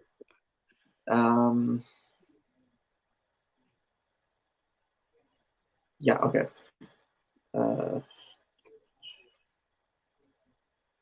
Yeah, like 40 or so seconds left. So Yes, that now. Batnana. Service of franchise manager than the even more openly brand-driven material otherwise produced for the DCU proper or by the likes of Marvel Studios and Disney. Heck, in some respects, you could even argue that the Deadpool movies had more sincere follow-through to their own narrative commitments. And the second movie in that series undoes its own stakes as a post-credits gag. It's so dark. You see it? Bob, again, when you don't understand things, it's sometimes because you didn't understand things. It's not because the thing itself doesn't understand itself. You yourself brought the deconstructionist angle to this movie. The movie did not. I'm not saying the raw material you're working with wasn't there, and that you couldn't hypothetically make this argument from that material, but it's certainly not the only answer to the question you were offered. And as we just outlined, there are several answers that are much more straightforward, much more logically consistent, and much less nihilistically deconstructed. Consider perhaps availing yourself of one of the answers that doesn't drive off of a freaking metaphorical cliff to complete the metaphor. Or just keep falling off the cliff like a homicidal, college-educated Wile E. Coyote. Why not? Oh. All right. Ready? Banana. Batnana. You're not from the DC universe? I'm Bob, and that's the big picture. And ironically, Bob, I think you may have been the type of person who missed the entire point of the piece for the alleged big picture. In other words, you invalidated the entire concept of trees so that you could constantly see the forest.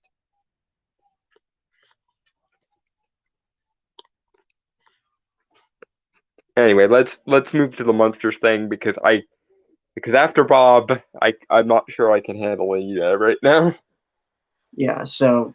But come back next week, folks. We're gonna have a twofer topic where we talk about Anita Sarkeesian and her ilk again, because The bastards gave her a Peabody Award for some reason.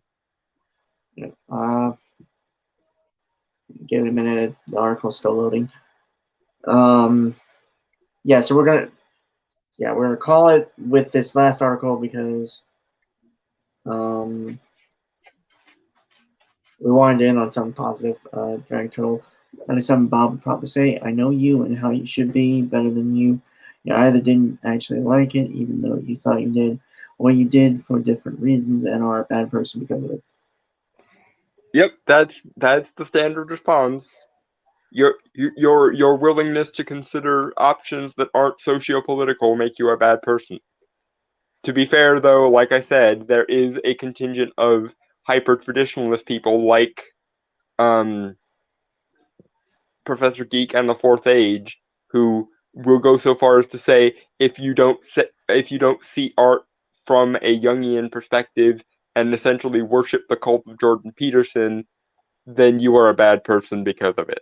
So, just to be clear, I'm once again advocating for kind of a middle pillar position where we return to the Michelangelo perspective of art exists on its own terms, and the job of an artist is to channel that art, not to make it necessarily. The sculpture is already in the sculpture is already in the marble. You just have to chip away the unnecessary bits. Mixed with a little bit of Chuck Jones's human behavior plus logic standard. Right. Okay. And yes, I do consider them to be part of the middle pillar position. All right. So yeah, this is from geekytyrant.com.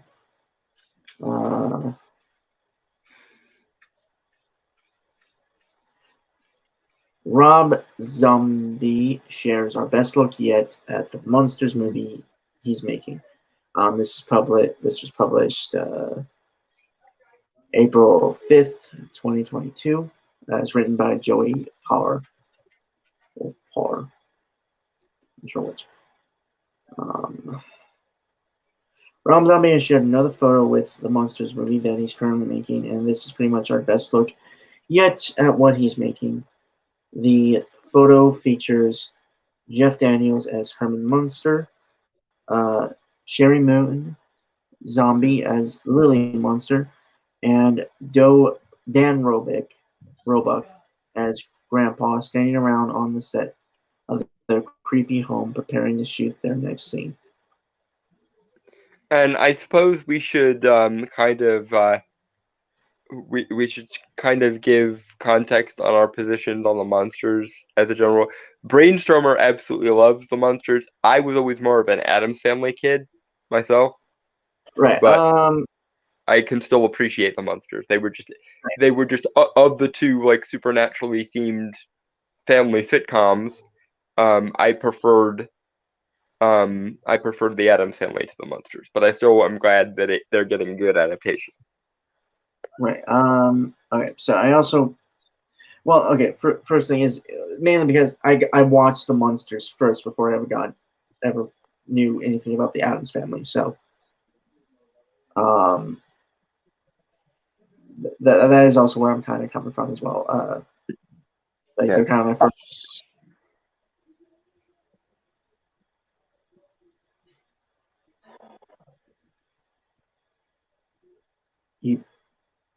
I thought you were going to say something. I assumed you were gonna say something, so I stopped to let you finish. No.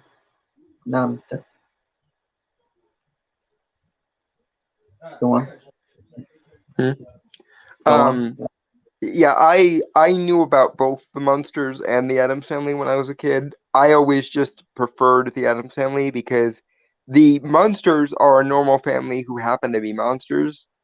The Addams Family are a monstrous family who happen to be in semi-normal settings. And the Addams Family the reason I always like the Addams Family more is the Monsters seemed to either not acknowledge or not really like their weirdness, whereas the Addams Family embraced their weirdness, and I always identified more with that approach than the other. I would kind of disagree. I don't think they disliked their weirdness. I think they just didn't care that they were weird. They were just themselves. Well, You know. the other difference is, of course, that the Munsters are a suburban sort of middle class family, whereas the Adams have fuck you money.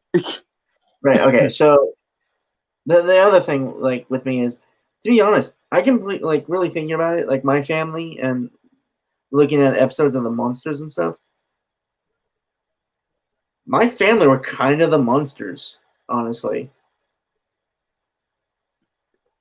Yeah, and I guess I was the Adams that ended up ended up in a family full of normies. Yeah. So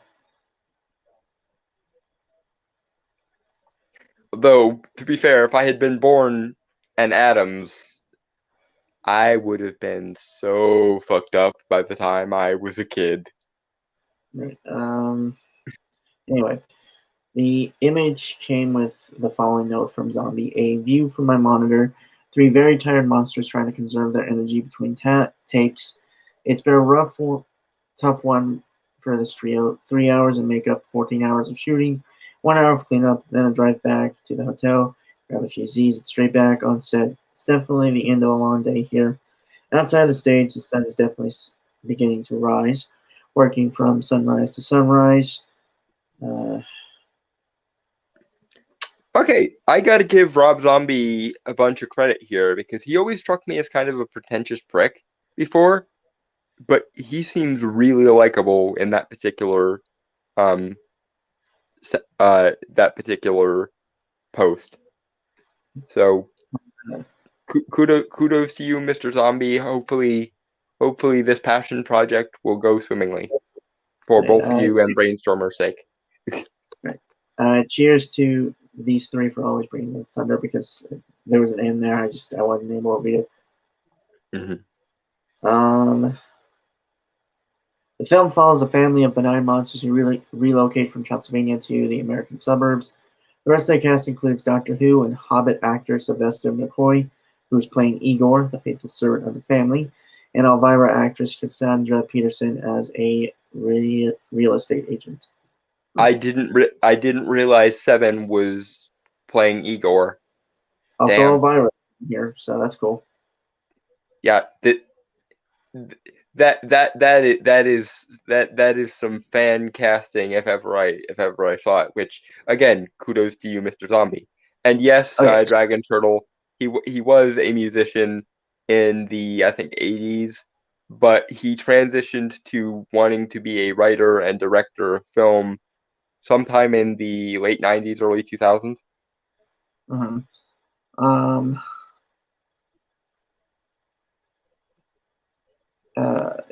Yeah. I've actually listened to some of his music. Not bad. It's not like something I would listen to constantly. It's not bad music. I've never listened to his music on the grounds that he always struck me as kind of an edgelord. I mean, but it's definitely like kind of hard rock, slightly metal, which doesn't really suit me as like music for you. I mean, I can tolerate like prog rock and some metal. Like I love the metal songs of that are spins on Elric of Melvibene, but yeah, it's not exactly my forte, so that's not entirely wrong. Almost dropped my mouse there. Mm. Yeah, like I almost like I brushed it and it almost like fell off my desk. Mm. But funny enough, the only way I really know Rob Zombie's music is from Team 4-Star, who used some of it in an Abridged series, Hellsing Ultimate Abridged. It's probably a good fit for Hellsing Ultimate Abridged. There's a song called Dragula, or Dragula. Fun. Anyway, this movie will be hit with a PG rating, which is what Zombie was going for. He explained, for those of you speculating, wondering, and assuming that the monsters would be dirty, violent, and nasty. Well, you are wrong. It's all good down on Mockingbird Lake. See, that actually surprises me and is actually very like. Yeah, because Rob Zombie is usually an edgelord, but good for him for putting the material first. Yeah, like I wish more artists would do in this day and age. Was he always pretentious, or is he one of those people who changed all the time? Okay, well, one thing He's Rob not Zombie. really. Go ahead. I was gonna say Rob Zombie did those the Devil's Rejects movies and the early 2010s or late 2000s, early 2010s Halloween remake movies. Yeah, the ones where Michael Myers was a freaking giant for some reason. Honestly, that kind of made sense to me. Like, it makes sense on like an intimidation level. It's just very like it's an odd creative choice. It's one that I like, to be fair, but it was still one of those like you're deep down, you're still the punk rocker inside, aren't you, Mr. Zombie? And that's what I was gonna say. He's not like Christopher Nolan or Denis Villeneuve or one of those pretentious hacks. He's more a punk rocker who brings punk rock aesthetics into everything he does. At the very least, his movies are, even if they're like not good per se, they're at least unique. They have his voice.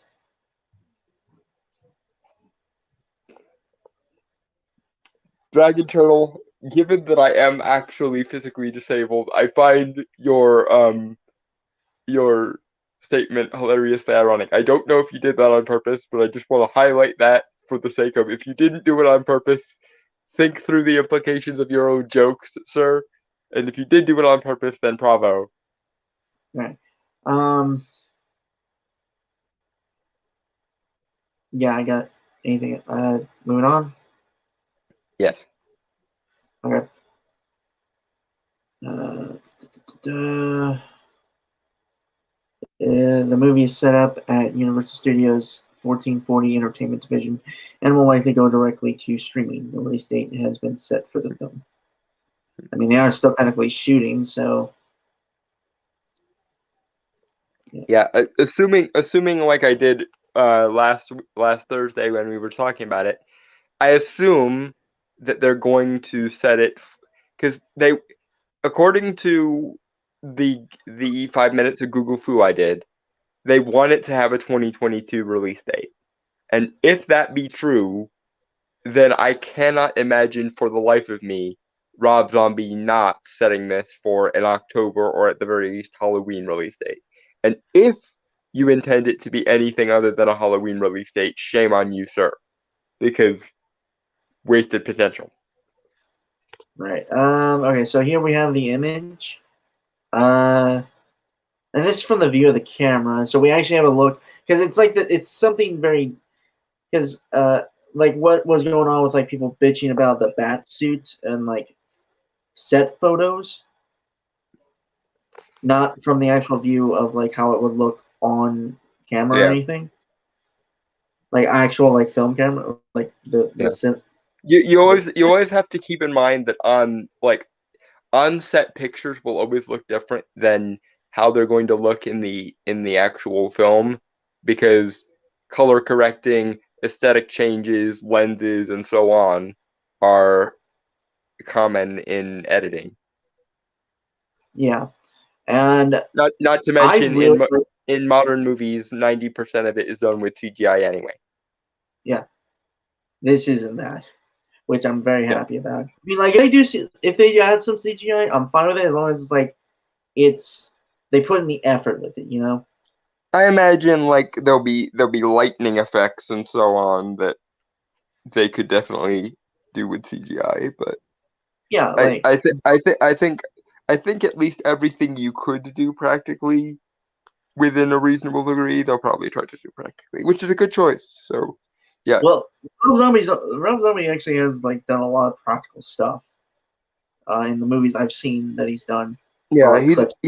he's basically a punk rock version of Tim Burton in both the bad and good ways. So, Yeah, that's like, actually that's pretty apt. yeah, so But I like the look. I like the coloring, the lighting. It looks yes. Like again, I'm not against CGI. It's just I wish the effort was put in. You know. yeah, I don't mind CGI, and I think it can be done well, and especially in like high concept things, it often should be done in place of practical. But when literally everything in the movie is done digitally, and you're just recording from a soundstage, it does sort of take like set leaks and things. Um, it does sort of take the mystique out of like set leaks and things if they don't do it practically. Yeah. But again, I really like how this looks, and I'm very interested. Um, it just looks really cool, and honestly, a part of me was kind of assuming that there would. I wonder if they're gonna make pay an homage to the black and white. If they don't, I'm fine with it. Honestly, the color just looks it's fucking amazing. I honestly would prefer they do it in color because yes, while it would be nice to do a black and white homage, maybe in a couple scenes, I think I think being able to see them in color will add a more whimsical edge to it especially the Munsters needs. Like with the Addams family, you can get away with the dark mystique because everyone in the Addams family is very much in love with their dark mystique, but the Munsters are more whimsical than the Addams family. Yeah.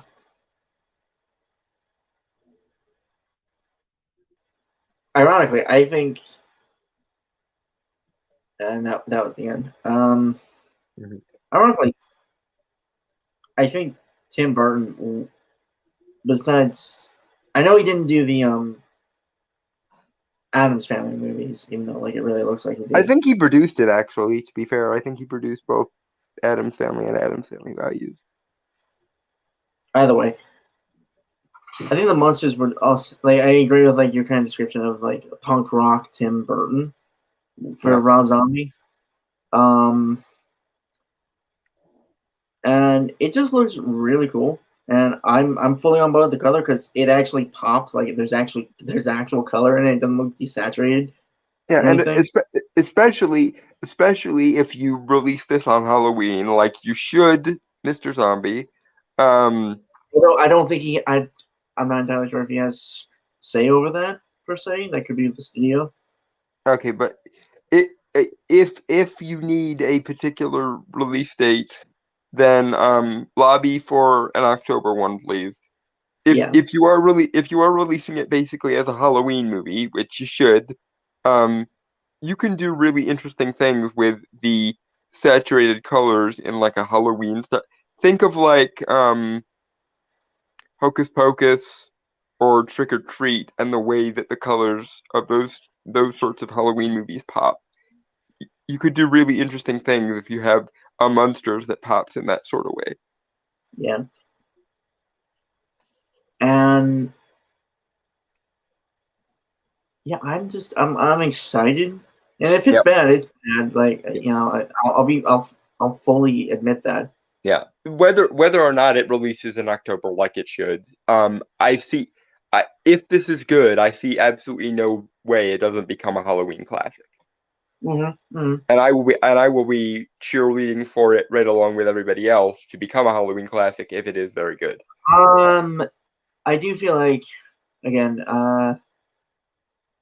more likely we will do reaction to the trailers when they come out, or and maybe a review if Yes. possible. Yes. That would be an excellent segment for one of our October shows. Yes. Anyway, folks, with that, ending on that very positive and happy note, I want to say goodbye, adios, aloha, auf Wiedersehen, sayonara, peace, cheers, and Goodbye and fuck off.